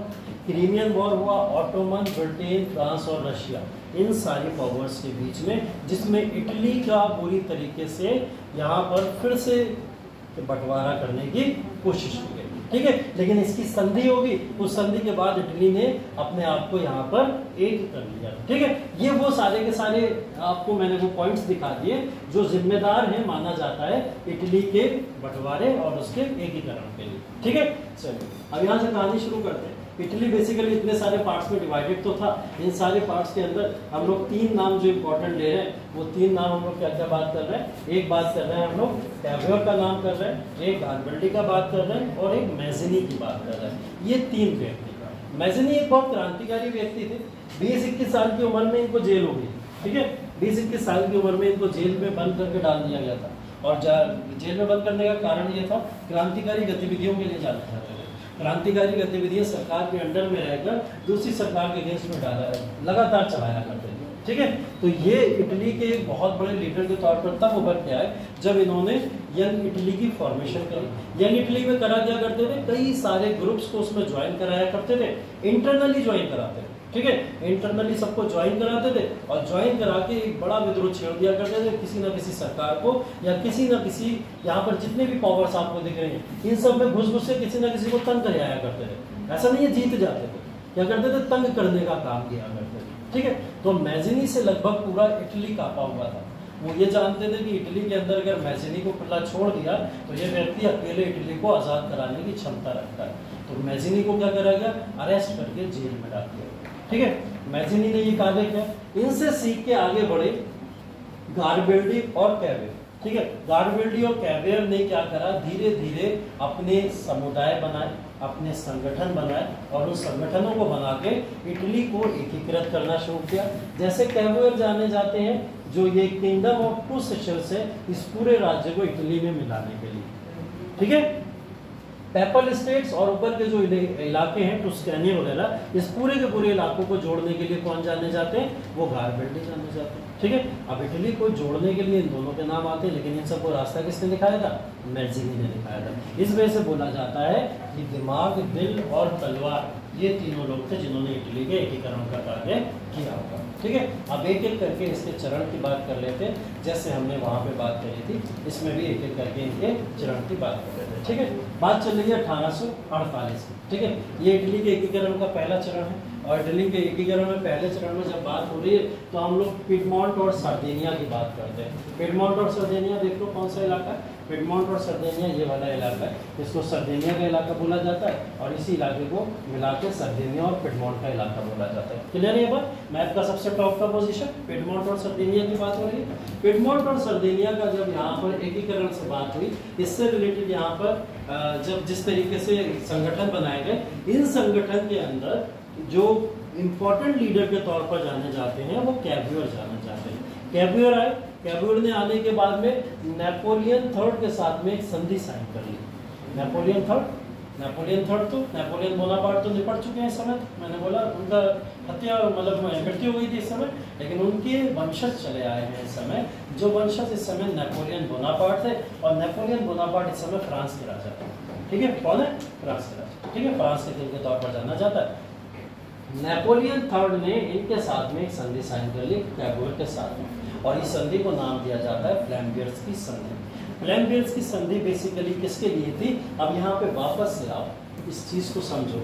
ये बताओ मुझे, ये वाला जो इलाका है टॉप का, अगर हम इसकी बात करें तो इलाका फ्रांस के साथ में था, फ्रांस के कंट्रोल में हुआ करता था ऊपर का इलाका सर्देनिया का। और पिडमॉन्ट की भी बात करें तो ये भी हम देख रहे हैं कि सर्देनिया का इलाका कहीं ना कहीं फ्रांस के कंट्रोल में हुआ करता था, ठीक है। कैवियर ने अपनी कह सकते हो कुछ डिप्लोमेटिक नीतियों के तहत नेपोलियन थर्ड को बनाया और मनाने के बाद में उनके साथ में संधि साइन करी, जिस संधि ने क्या अलाउ कर दिया कि आप और हम मिलके ऑस्ट्रिया के साथ में लड़ेंगे। ठीक है, देखो चालाकी देखो इस समय नेपोलियन थर्ड की। नेपोलियन थर्ड ने बोला ऑस्ट्रिया और फ्रांस के बीच में इस समय एक संघर्ष था, एक लड़ाई चल रही है, यूरोप का अलग हिस्सा है। ठीक है, लेकिन ऑस्ट्रिया और फ्रांस के संघर्ष को होना किसने लिया? इटली ने। इटली ने बोला हम आपका साथ देंगे अगर आप हमारे साथ में एक संधि साइन कर लेते हो। तो नेपोलियन थर्ड बोला कौन सी संधि? ये वो संधि है जिसको फ्लैमगेट्स की संधि बोला जाता है। ये बात तय हो गई कि अगर यहाँ पर नेपोलियन थर्ड और यहाँ पर कैबियोर साथ में मिलेंगे, ऑस्ट्रिया के खिलाफ लड़ेंगे, और अगर ये दोनों जीत जाते हैं तो इटली का जो इलाका है वो फ्री किसको करना पड़ेगा? फ्रांस को फ्री करना पड़ेगा। ठीक है, बात हो गई यहाँ पे। और हुआ भी ऐसा, ऑस्ट्रिया युद्ध में पराजित हो गई। ऑस्ट्रिया युद्ध में पराजित हुआ, इटली ने साथ दिया, फ्रांस ने ऑस्ट्रिया को हरा दिया। तो संधि के तहत क्या मिल गया? पिडमाउंट सार्डिनिया किसमें मिला लिया गया? इटली के अंदर मिला लिया गया 1860। पहला राज्य जो इटली के संरक्षण क्षेत्र के अंदर मिलाने का कार्य कैबियोर ने किया, इसलिए हम कैबियोर को महान मानते हैं। ठीक है, माइंड ऑफ इटली बोला जाता है कैबियोर को, ध्यान रखिएगा क्या बोला जाता है? माइंड ऑफ इटली बोला जाता है। मैजिनी को हार्ट ऑफ इटली बोला जाता है, गारबेल्डी को स्वॉर्ड ऑफ इटली बोला जाता है। ठीक है, इस तरीके से जाना जाता है। ठीक, ये तो पहला चरण हो गया कि 1860 में हमें एक राज्य मिल गया, जो हम पिडमॉन्ट सार्डिनिया की बात कर रहे हैं उससे कहीं ना कहीं एक राज्य हमें मिल गया। ठीक है, उसके बाद द्वितीय चरण के ऊपर आते हैं। पिडमॉन्ट और सार्डिनिया के ही नीचे आपको एक जगह और मिलेगी, ये वाली जगह जो ऑस्ट्रिया के कैप्चर में है। ऑस्ट्रिया के कैप्चर में इस जगह को आप क्या नाम देते हो? टुस्कैनी जगह है, या फिर आप इसको बोल सकते हो टुस्कैनी के अलावा मॉडेना वगैरह का ये इलाका हुआ करता था। ठीक है, टुस्कैनी या मॉडेना वगैरह का इलाका, ये किसके कंट्रोल में? ऑस्ट्रिया के कंट्रोल में। ऑस्ट्रिया के कंट्रोल में, किसके कंट्रोल में? ऑस्ट्रिया। ये वाला था ना फ्रांस के कंट्रोल में, वो तो हमने ले लिया। अब ये वाला किसके कंट्रोल में? ऑस्ट्रिया के कंट्रोल में। अभी अभी ऑस्ट्रिया को किसने हराया है? फ्रांस ने हराया है। संधि किसके साथ हुई है? इटली के साथ में हुई है। तो इटली फ्रांस तो यहाँ पे मजबूत है, ऑस्ट्रिया के सामने मजबूरी थी किसको छोड़ के भागने की? इटली को छोड़ के भागने की। इटली छोड़ के वो भागते उससे पहले वहाँ की जनता ने विद्रोह कर दिया। जनता ने बोला हमें रेफरेंडम चाहिए, हम जनमत संग्रह चाहते हैं, हम इटली में मिलेंगे या फिर हम ऑस्ट्रिया के साथ में जाएंगे। ठीक है, जनता ने विद्रोह कर दिया। विद्रोह के बाद में ऑस्ट्रिया को यहाँ से अपनी जान बचा के भागना पड़ा, जिसकी वजह से पार्मा, मॉडेना या टस्कनी का जो इलाका है, ये सारा का सारा इलाका किसमें मिल गया? आके तुरंत इटली के अंदर आके मिल गया। तो इटली के दो चरण क्लियर हो गए। टॉप के दो रीजन हमने अपने नाम कर लिए। पहला किससे? हमने फ्रांस के साथ संधि करके ले लिया, और दूसरा जनता खुद भड़क गई यहाँ की, उसने खुद यहाँ भगा दिया ऑस्ट्रिया वालों को। तो दोनों इलाके अब किसके पास आ गए? इटली के पास में। कैबियोर अपने ये सारी की सारी नीतियों में सक्सेसफुल होता चला जा रहा था। अब यहाँ पे तृतीय चरण शुरू होता है। यहाँ पे कहानी शुरू होती है गैरबेल्डी। किसकी शुरू होती है? गैरबेल्डी। ठीक है, 1860 में एक तरफ जहां पे कैबियोर हमला करके लगातार जोड़ने में या अपने दिमाग से लगातार जोड़ने में डटा पड़ा है राज्यों को, उसी तरीके से यहाँ पे गैरबेल्डी युद्ध के तरीके से अपने राज्यों में दूसरे राज्यों को मिलाने में लगा हुआ है। ठीक है, मैंने तभी तो बोला आपको कैबियोर को माइंड ऑफ इटली बोला जाता है। वो माइंड से काम ले रहा था। देखो, मिलाने के लिए उसने युद्ध नहीं लड़ा वहाँ पे, उसने माइंड से मिला लिया, संधि बंदी कर आगे जैसा भी ये युद्ध लड़ रहा है। ये उसी समय में युद्ध लड़के अपने राज्यों में मिलाने की कोशिश कर रहा है। ठीक है, यहाँ पे देखिए क्या हुआ।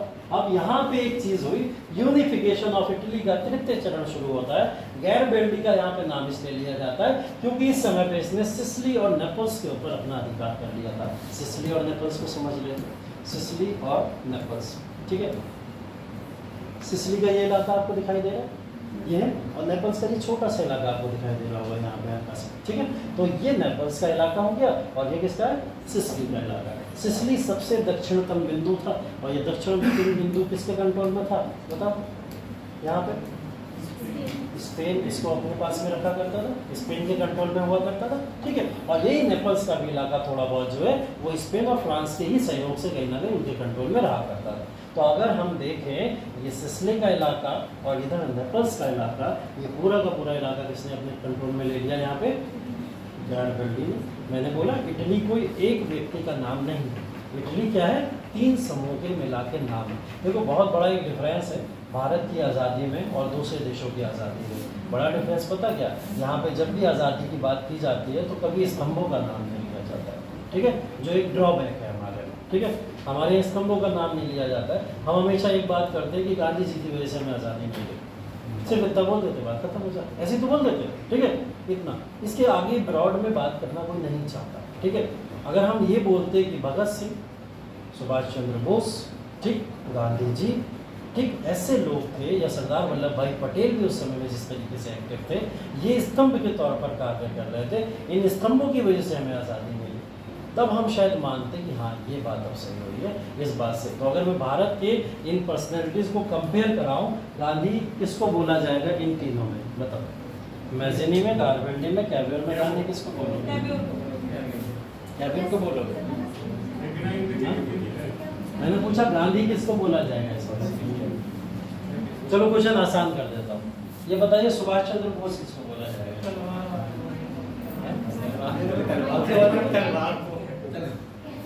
तलवार वाले का नाम क्या था? गारबेल्डी, ठीक है। गारबेल्डी युद्ध नीति से, तलवार के माध्यम से अगर कोई स्टेट्स के ऊपर कंट्रोल करना चाह रहा है तो वो कौन है? गारबेल्डी। हम भारत में देखेंगे सुभाष चंद्र बोस, ठीक है। तो ये तो हो गई भाई स्वॉर्ड ऑफ इंडिया, ठीक है, सुभाष चंद्र बोस को बोला जाए। फिर अगर मैं बात करूँ आपसे, अब मुझे माइंड ऑफ इंडिया बता दीजिए आप, जिसने अपने दिमाग के थ्रू पूरे राज्य को आज़ाद और एक करने का काम किया, सरदार वल्लभ भाई पटेल, ठीक है, वेरी गुड। कहाँ चले गए दादा भाई मोहम्मद, इतने पुराने बात कर रहे हैं हम लोग, आज़ादी के समय की बात है, ठीक है। तो क्या हुआ यहाँ पे, हमने एक सिद्धांत के तौर पर अगर बात करी तो सरदार वल्लभ भाई पटेल वो माइंड ऑफ इंडिया, जिसने कभी युद्ध में डायरेक्ट पार्टिसिपेट नहीं किया, कभी हिंसा नहीं की, लेकिन फिर भी हमें देखने को मिलता है अपने माइंड से उस व्यक्ति ने पूरे भारत को एक कर दिया और सारे राज्यों को भी मिलाने का कार्य किया, ठीक है। चलो ये दोनों हो गए। फिर उसके बाद में बताओ भाई हार्ट ऑफ इंडिया कौन? अब तो आसान हो गया, गांधी जी, ठीक है, महात्मा गांधी, है ना, जो दिल से काम लेते थे, हृदय से काम लेते थे और हृदय से पूरे भारत को एक कर दिया आंदोलन चलाने के लिए, ठीक है। तो अगर हम लोग ऐसे डिवीजन करके बात करें तब शायद मजा आता है इतिहास को पढ़ने में भारत के। जब कभी कभी क्या होता है कि पर्सनैलिटी सेंट्रिक इतिहास हो जाता है, वहाँ प्रॉब्लम हो जाती है। पर्सनैलिटी सेंट्रिक इतिहास को पढ़ना भी नहीं चाहिए, कभी भी इतिहास आपसे कहता भी नहीं है सिर्फ गांधी जी ने ही भारत को आज़ाद करा दिया, वो भी नहीं बोलता। ये तो हम अपनी अपनी आइडियोलॉजी बना लेते हैं। हाँ, Gandhi ji one of the important factor थे, उनको माना जाता है, लेकिन इसका मतलब ये नहीं सिर्फ वही थे, बहुत सारे लोग थे, लेकिन उसमें ये 3 प्रोमिनेंट नाम जो मैंने आपको बताया, यही प्रोमिनेंट नाम यहाँ पे काम कर रहे हैं, ठीक है। तो सिसिली और नेपल्स के इलाकों को कंट्रोल स्पेन से छीन के किसने ले लिया? गारबेल्डी ने। गारबेल्डी ने आसानी से नहीं लिया, ऐसा नहीं था, उन्होंने यहाँ पे अधिकार करने के लिए संघर्ष तक किए, लड़ाई भी की और लड़ाई करने के बाद में इन पूरे इलाके को अपने राज्य में मिला लिया। एक्चुअल में हुआ क्या था यहाँ पे? हुआ ये था ऑस्ट्रिया और पर्शिया की लड़ाई हुई थी 1866 में। क्या हुआ था? ऑस्ट्रिया और पर्शिया की लड़ाई हुई थी। ऑस्ट्रिया देखिए बड़ा खुरापाती कंट्री रहा है उस समय में, जिस समय में हम लोग बात कर रहे हैं। ऑस्ट्रिया इतना खुरापाती था कि लगभग सभी राज्यों के साथ किसी न किसी तरीके से भिड़ा रहता था, ठीक है। कभी पर्शिया से लड़ रहा है, कभी इटली से लड़ रहा है, कभी फ्रांस से लड़ रहा है, किसी न किसी राज्य से वो लगातार संघर्ष में इन्वॉल्व रहता था। और ये संघर्ष जो इन्वॉल्व थे उसी की कीमत इसे बार बार चुकानी पड़ती, ठीक है। अब यहाँ पे गारबेल्डी ने यहाँ पे क्या करा, इसी ऑस्ट्रिया और पर्शिया का फायदा उठाया, एक वॉर। दूसरा वॉर यहाँ पे एक और हुआ था 1870 में, जो फ्रांस वर्सेस पर्शिया हुआ था, ठीक है। इसके बीच में France versus Persia, Italy versus, जब ऑस्ट्रिया वर्सेस पर्शिया हुआ तो इटली चला गया यहाँ पे। इटली ने बोला मैं वॉर में आपका साथ देने के लिए तैयार हूँ, आर्मी तो छोड़ो मैं खुद आऊँगा। गारबेल्डी ने बोले मैं खुद लड़ने आऊँगा, मैं आपका साथ देने के लिए तैयार हूँ, ठीक है। किसका साथ देगा वो? इसमें से ऑस्ट्रिया पर्शिया, ठीक है, पर्शिया का देगा। पर्शिया से आज़ादी चाहिए थी, पर्शिया से कहीं ना कहीं इसको स्पेन का इलाका छीनना था, है ना, जो स्पेन के कंट्रोल में था, तो ये वो छीनना चाहता था, तो बोला पर्शिया का साथ दो, ठीक है। यहाँ पे फ्रांस वर्सेस पर्शिया हुआ तो किसका साथ देगा? फ्रांस का देगा। ऊपर अभी पर्शिया का दे रहा है, नीचे पलट जाएगा, फ्रांस का देगा।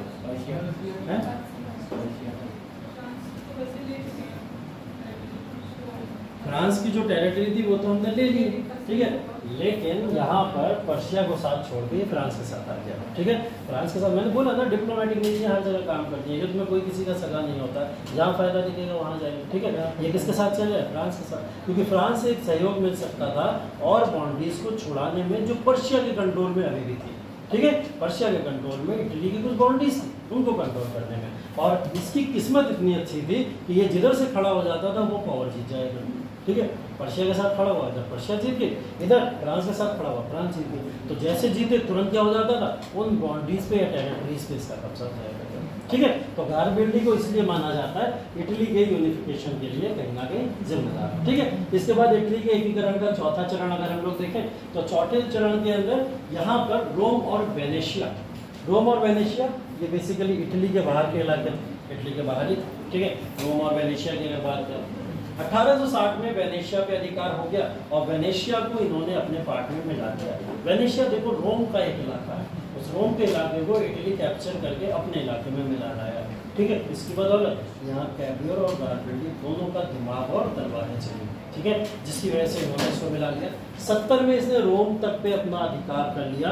1871 में रोम स्वतंत्र हुआ और इटली की राजधानी क्या बन गया तब से, रोम, ठीक है। तो इटली को रोम की राजधानी बना दिया गया और जैसे ये राजधानी बनी 1871 में इटली का एकीकरण पूरी तरीके से कंप्लीट माना जाता है। तो इटली का एकीकरण की स्टोरी इन 4 चरणों में मानी जाती है, जिसमें इन 3 व्यक्तियों का बड़ा योगदान है।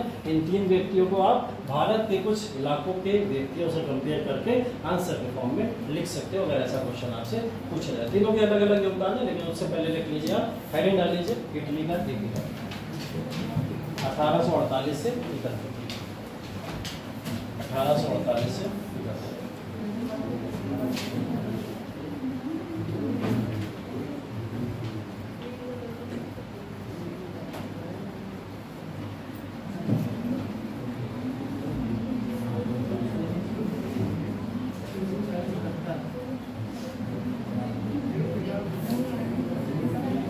इसके अंदर जो जो बड़े बड़े नाम दिख रहे हैं ना, उन नामों को नोट करो। पहले इटली के अंदर विभाजन कौन कौन से, जैसे पहला नाम नोट करो किंगडम ऑफ सर्दिनिया, किसी के अंदर नाम नोट करो कौन कौन से स्टेट्स के नाम है, जिसमें पहला नाम लिखो किंगडम ऑफ सर्दिनिया।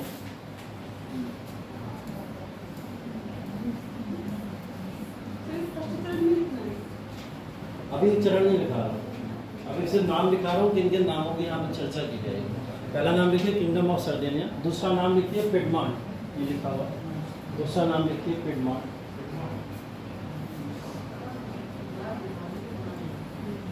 मैं दिखा दूँ, हमें लगा हिंदी में लिखना तो मैं बना।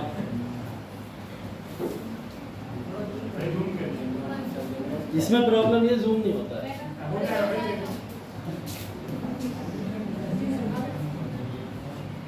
अब हो जाएगा, हाँ मुबारक हो, मुबारक हो, लेकिन हेल्प कर रहा है।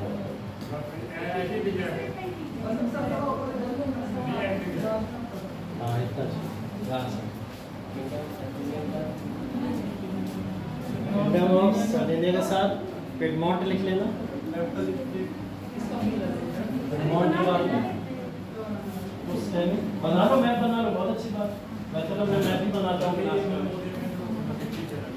हाँ ये सब मैप बना लोगे तो बहुत अच्छा हो जाएगा, समय नहीं लगेगा, बस ऐसे ही लंबा लंबा खड़ा कर दो और इसको नाम दे दो।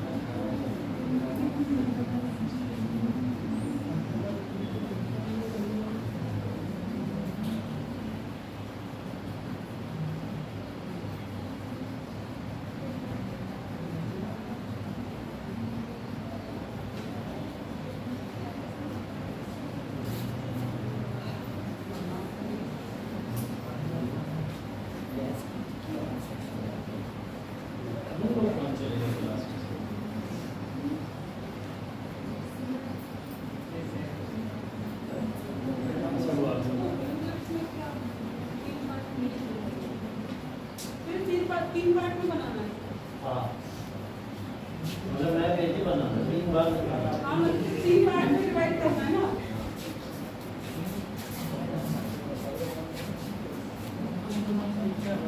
Kingdom of Positions.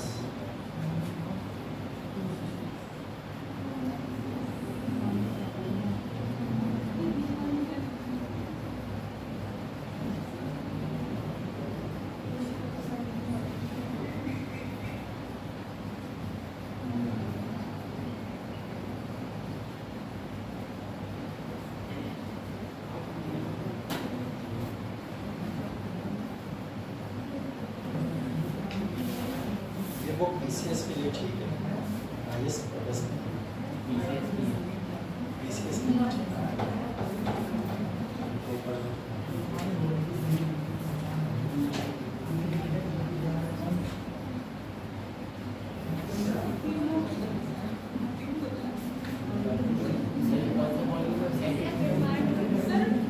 ये हाँ सर इसमें नहीं दिख रहा है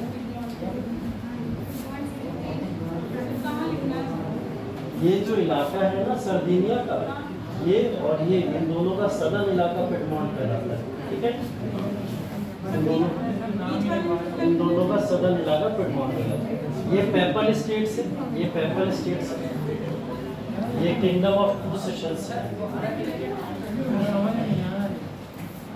मैं बनाओ समझा कर रहे हैं। हाँ बोलो। और तुम कलर भी करो क्या? हाँ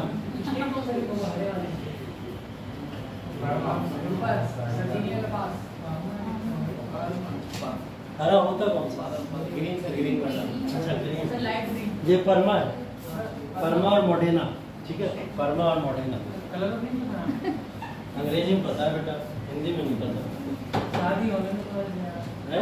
शादी होने में शादी में शादी में कलर नहीं देता? शादी होने में इसका क्या मतलब है शादी में कलर? तुम भी अनोखी बातें करते हो। शादी में तो कलर देता था।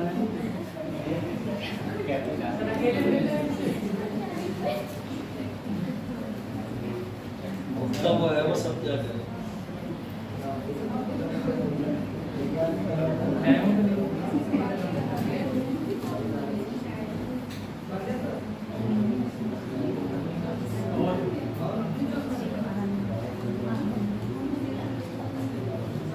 देखिए हेडिंग डालिए प्रथम चरण।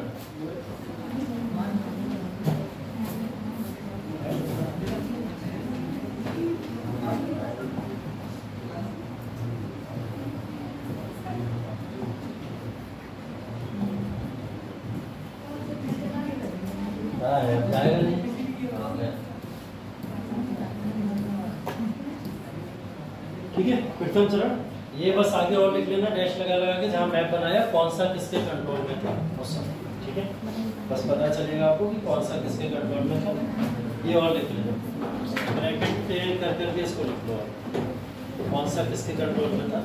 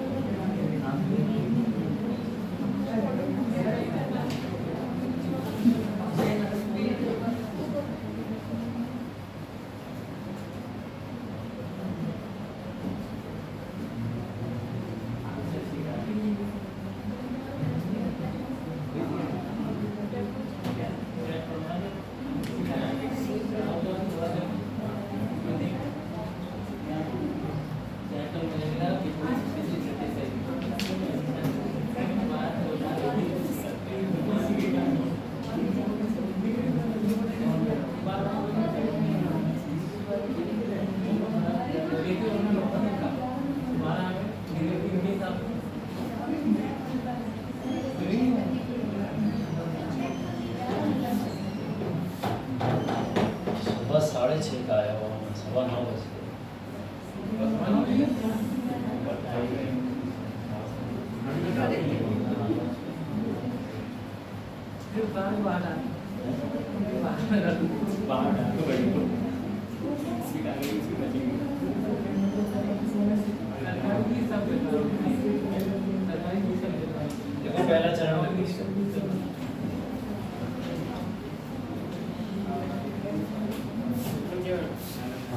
चरण,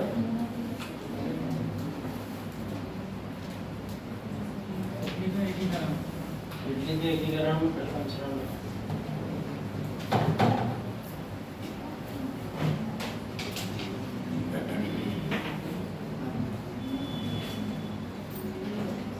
इसमें लिखना प्रथम चरण में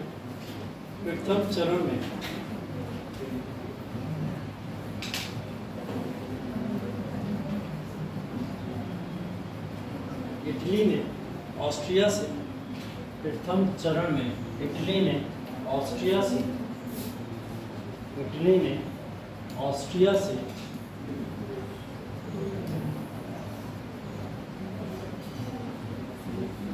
ने ऑस्ट्रिया से सहायता मांगकर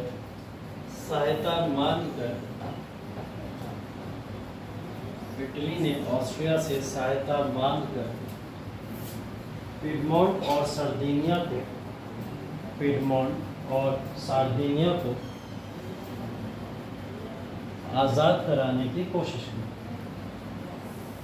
पिडमोंट और सार्डिनिया को आज़ाद कराने की कोशिश की, लेकिन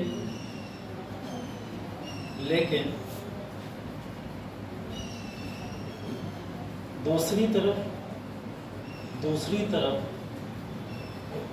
फ्रांस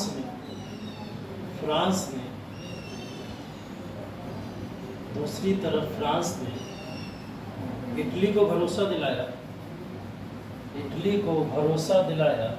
कि यदि वह इस युद्ध में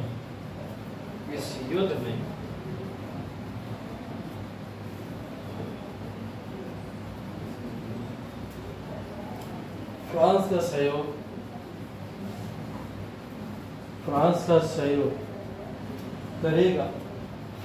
सहयोग करेगा तो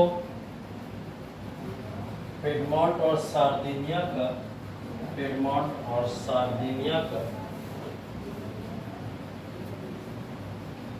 क्षेत्र इटली को सौंप दिया जाएगा।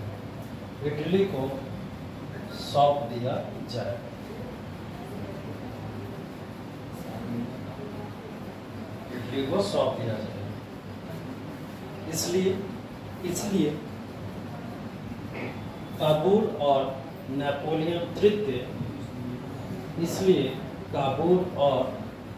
नेपोलियन तृतीय के बीच फ्लाम्बियर्स की संधि हुई। अंततः या अंत में ऑस्ट्रिया पराजित हुआ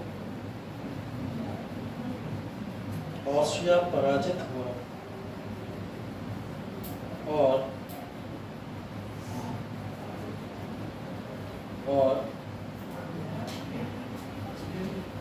पिडमोंट सार्डिनिया को इटली में मिला लिया गया। दूसरा चरण देखो इसका।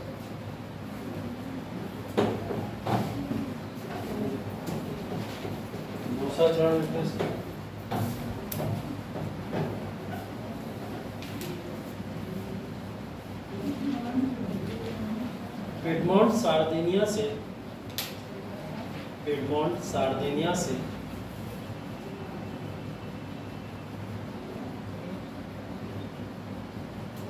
इटली जनता का ध्यान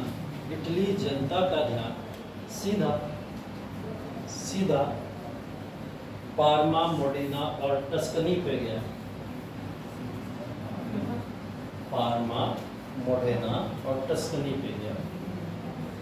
ये सब नॉर्थ के इलाके थे, ठीक है। पार्मा, सरदना और टस्कनी पे गया।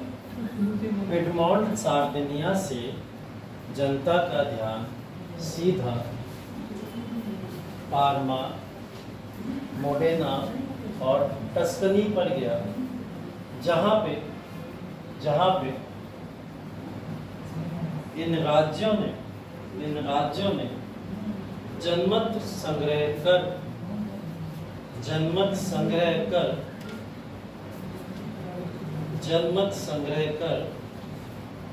खुद को सार्डिनिया में मिला दिया।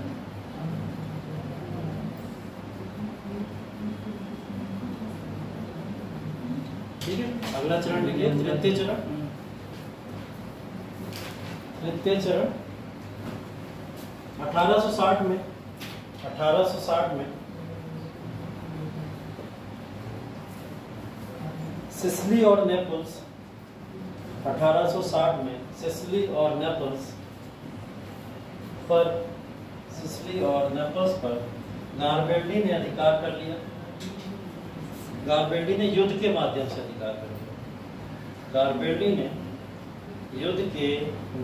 से अधिकार कर लिया।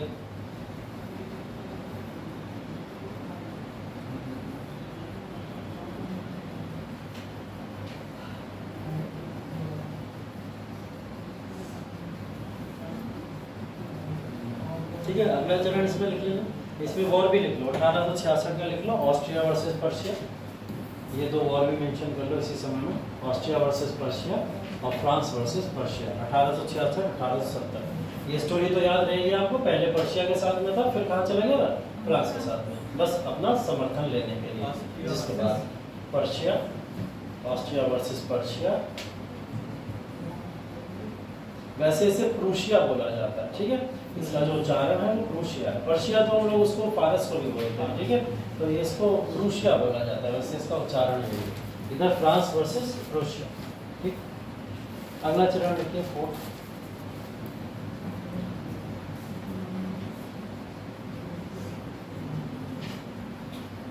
(1860 से 1870 के मध्य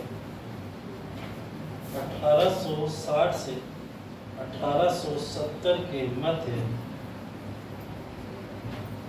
इटली ने गारबेल्डी और काबूल की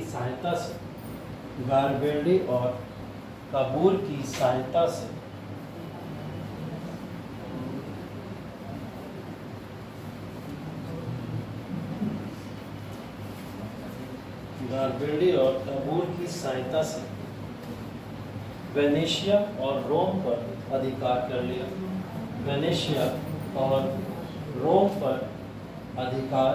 कर लिया। और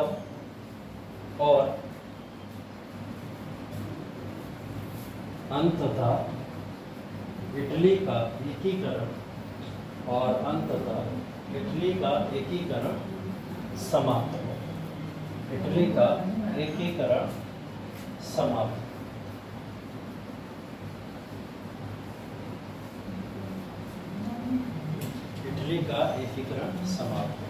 ठीक है, अब एक एक करके नाम लिख लो, इनके बारे में कुछ इंपॉर्टेंट चीजें बता देना जो एग्जामिनेशन में आती रहती है। ठीक है, इसमें लिख लो इटली के एकीकरण में। हाँ, लंबार्डी और वेनेजिया मैंने बोला 60 से लेकर 70 का समय काल था, जिस समय काल में लगभग पूरे इटली के ऊपर इन्होंने एकीकरण कर लिया। ठीक है, तो इस वजह से मैंने इसी के जोन में उसको बता दिया, समझा दिया। ठीक है, तो जो बचे बचाए इलाके थे वो 60 से 70 में चौथे चरण में आ गए और उन चरणों में उसको कंट्रोल कर लिया। ठीक है, ये क्वेश्चन बहुत डिटेल में डिस्कस ना करने का मतलब ये है कि इटली और इसका जो जर्मनी का यूनिफिकेशन है वो पूछा डायरेक्ट नहीं जाता है, उसमें पूछा जाता है यूरोप के एकीकरण में इटली और जर्मनी का क्या योगदान था, ये क्वेश्चन पूछा जाता है। तो जब आप यूरोप के एकीकरण में इटली और जर्मनी का योगदान लिखोगे तो अगर मैं उतनी डिटेल आपको इटली एकीकरण की बता दूंगा तो जर्मनी का एकीकरण बहुत छोटा रह जाएगा, है ना। तो इस वजह से दोनों पॉइंट को आपको उसके एकीकरण में लिखना है जब यूरोप की बात आएगी। ठीक है, वहां मेंशन करना होता है। चलो इसमें लिखिए इटली के एकीकरण में हेडिंग डालिए, इटली के एकीकरण में गारबेल्डी का योगदान।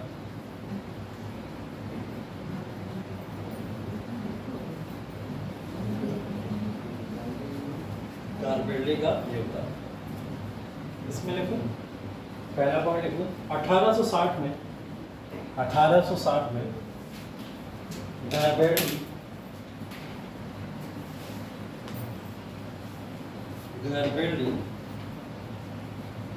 रेड शर्ट लाल कुर्ती आंदोलन सुना आप लोगों ने भारत में? किसका नाम आता है? खान अब्दुल गफ्फार खान का। ऐसे ही लाल कुर्ती मूवमेंट इसने शुरू किया था 1860 में। तो लिखो 1860 में गारबेल्डी ने लाल शर्ट्स आंदोलन शुरू किया।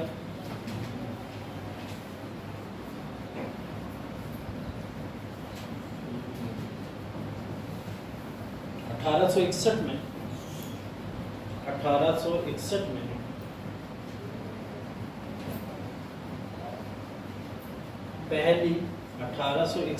पहली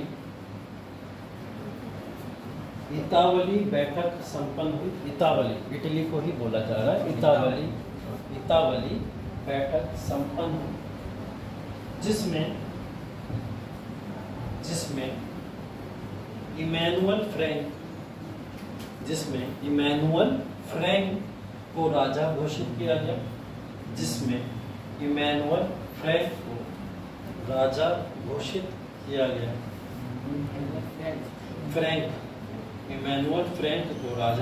किया गया एवं गारबेल्डी को उसका सेनापति घोषित किया।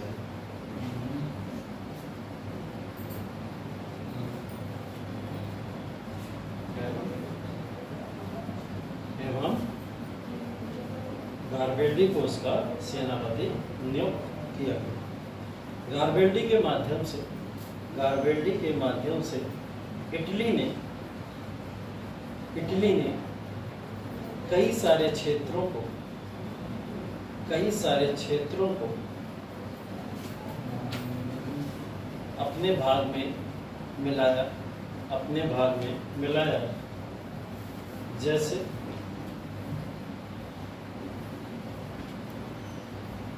जैसे क्या लिखोगे ना? जैसे नेपल्स एक नाम हो गया और अभी तो बताए हैं पीछे क्या नाम है? सेशल्स आएगा, ठीक है। सिसिली लिखो, नेपल्स लिखो, वेनेशिया लिखो, रोम लिखो।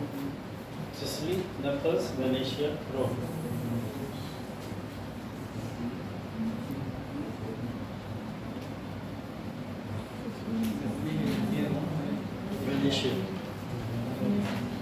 नेपल्स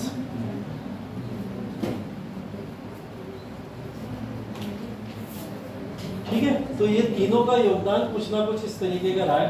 गारबेल्डी के बारे में और कैब्योर के बारे में भी कुछ ऐसी बातें आपको मेंशन करनी है जिस तरीके से मैंने ये मेंशन करा दिया, और इसी तरीके से कुछ बातें आपको मैजिनी के भी बारे में मेंशन करनी, ठीक है। यंग इटली वगैरह संस्था जो है उन्होंने ये थी, ठीक है। इसके बाद आ जाते हैं जर्मनी के एकीकरण पे, और यहाँ पे एक ही नाम हमें पढ़ना है, बिस्मार्क का, ठीक है।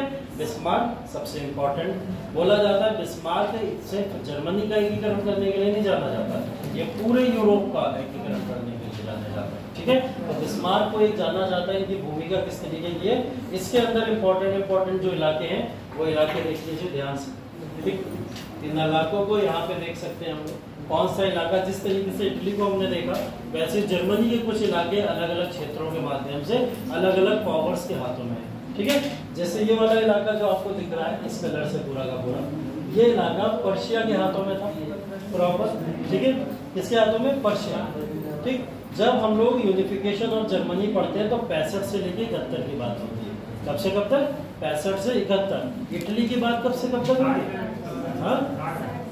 60 से 71, 48 से 71 हुई थी ना, 1848 से 71, और इसकी भी 65 से 71। एक ही समय में दोनों देश एकीकृत होते हैं। एकीकरण कब हुआ? एक ही समय 71, ठीक। देखिए पर्शिया ने 65 तक लगभग इन पूरे इलाकों को अपने कंट्रोल में रखा हुआ था, और ये वाले जो इलाके हैं जो डार्क हैं इनको छीना था जर्मनी से। ये पहले जर्मनी के हाथों में थे और इन डार्क इलाकों को क्या करा था, छीना। ठीक है, इसके बाद में पर्शिया और नॉर्थ जर्मनी का कॉन्फेडरेशन हुआ था, जिसमें दोनों पावर मिलके इस येलो वाले रीजन के ऊपर जहां जहां है वहां पे राज किया करते थे। ठीक है, ये वाला इलाका क्या कहलाता था, साउथ जर्मन का इलाका कहलाता था। मतलब इसमें साउथ जर्मन के शासक ही शासन किया करते थे। तो जर्मनी का थोड़ा बहुत हिस्सा अगर आप देखोगे कहाँ दिख रहा है, ये वाला दिख रहा है, बस येलो वाला हिस्सा कैसा दिख रहा है, जर्मनी का दिखाई दे रहा है। ठीक है, फ्रांस से पूरा का पूरा जो कंट्रोल है वो फ्रांस का कंट्रोल रहता था इन इलाकों के ऊपर। ये जो साइड साइड के फ्रांस के इलाके हैं, फ्रांस की बाउंड्री से अटैच, इन इलाकों पे फ्रांस का कंट्रोल रहता था। ठीक है, और जर्मन का एम्पायर, ये जो बाउंड्रीज आपको साइड में दिख रही है लाइन से, इन बाउंड्रीज के ऊपर बस जर्मन अपनी बाउंड्री बनाया हुआ था। तो हम देखें दो बाउंड्रीज में, एक ये बाउंड्री हो गई और ये बाउंड्री हो गई, इन दोनों बाउंड्रीज के ऊपर सिर्फ और सिर्फ जर्मनी का अधिकार देखने को मिलता है, अन्यथा जर्मनी कहीं भी नहीं था। तो जिस तरीके से इटली ने मिलाया होगा उस तरीके से जर्मनी ने भी मिलाया होगा। अब ये वाला मैप भी बना लो, ये तो आसान है, उससे आसान है, उससे आसान। मतलब इसमें स्पेसिस देखो वो पहले का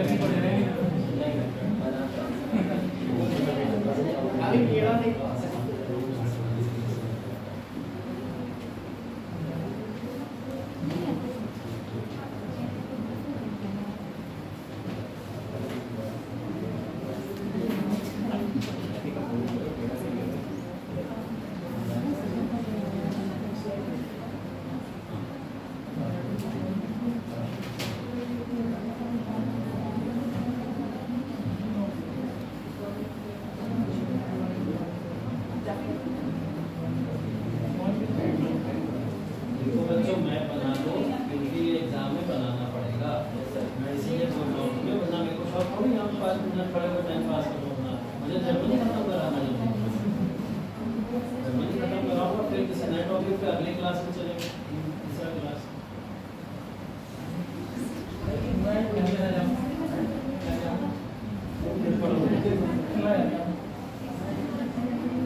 मतलब अगर एक टीचर 4.5-5 घंटा खड़े होकर पढ़ा सकता है तो तुम लोग बैठ नहीं सकते, मतलब क्या है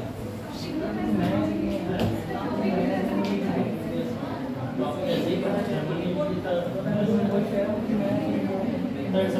मैप डायग्राम बनाने को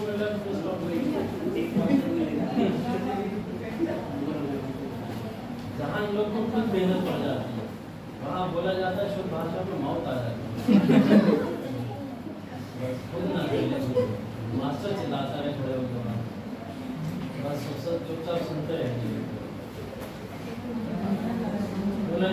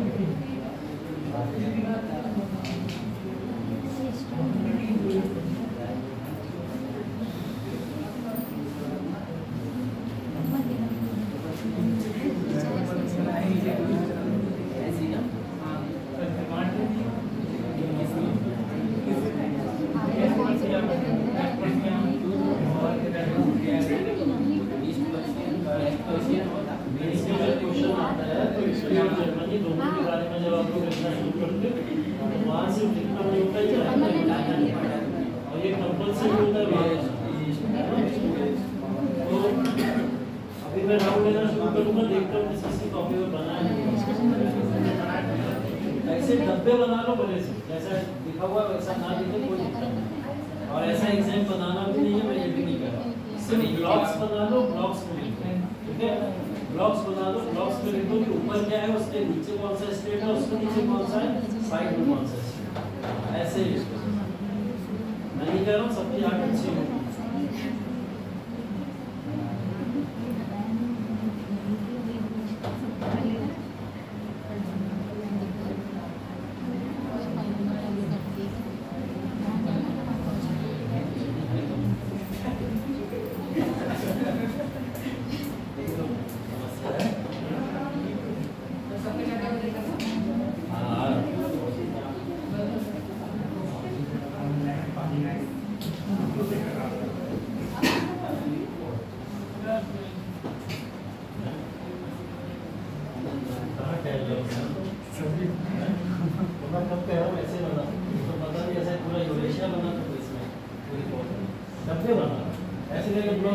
कुछ नहीं करना है,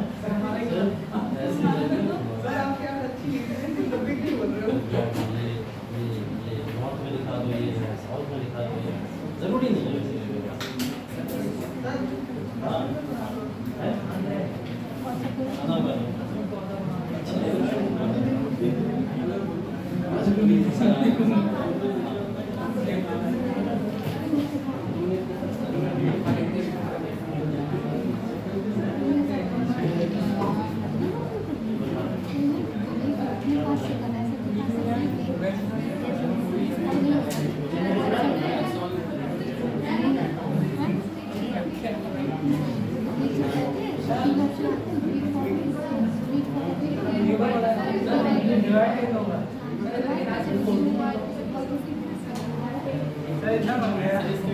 कैसे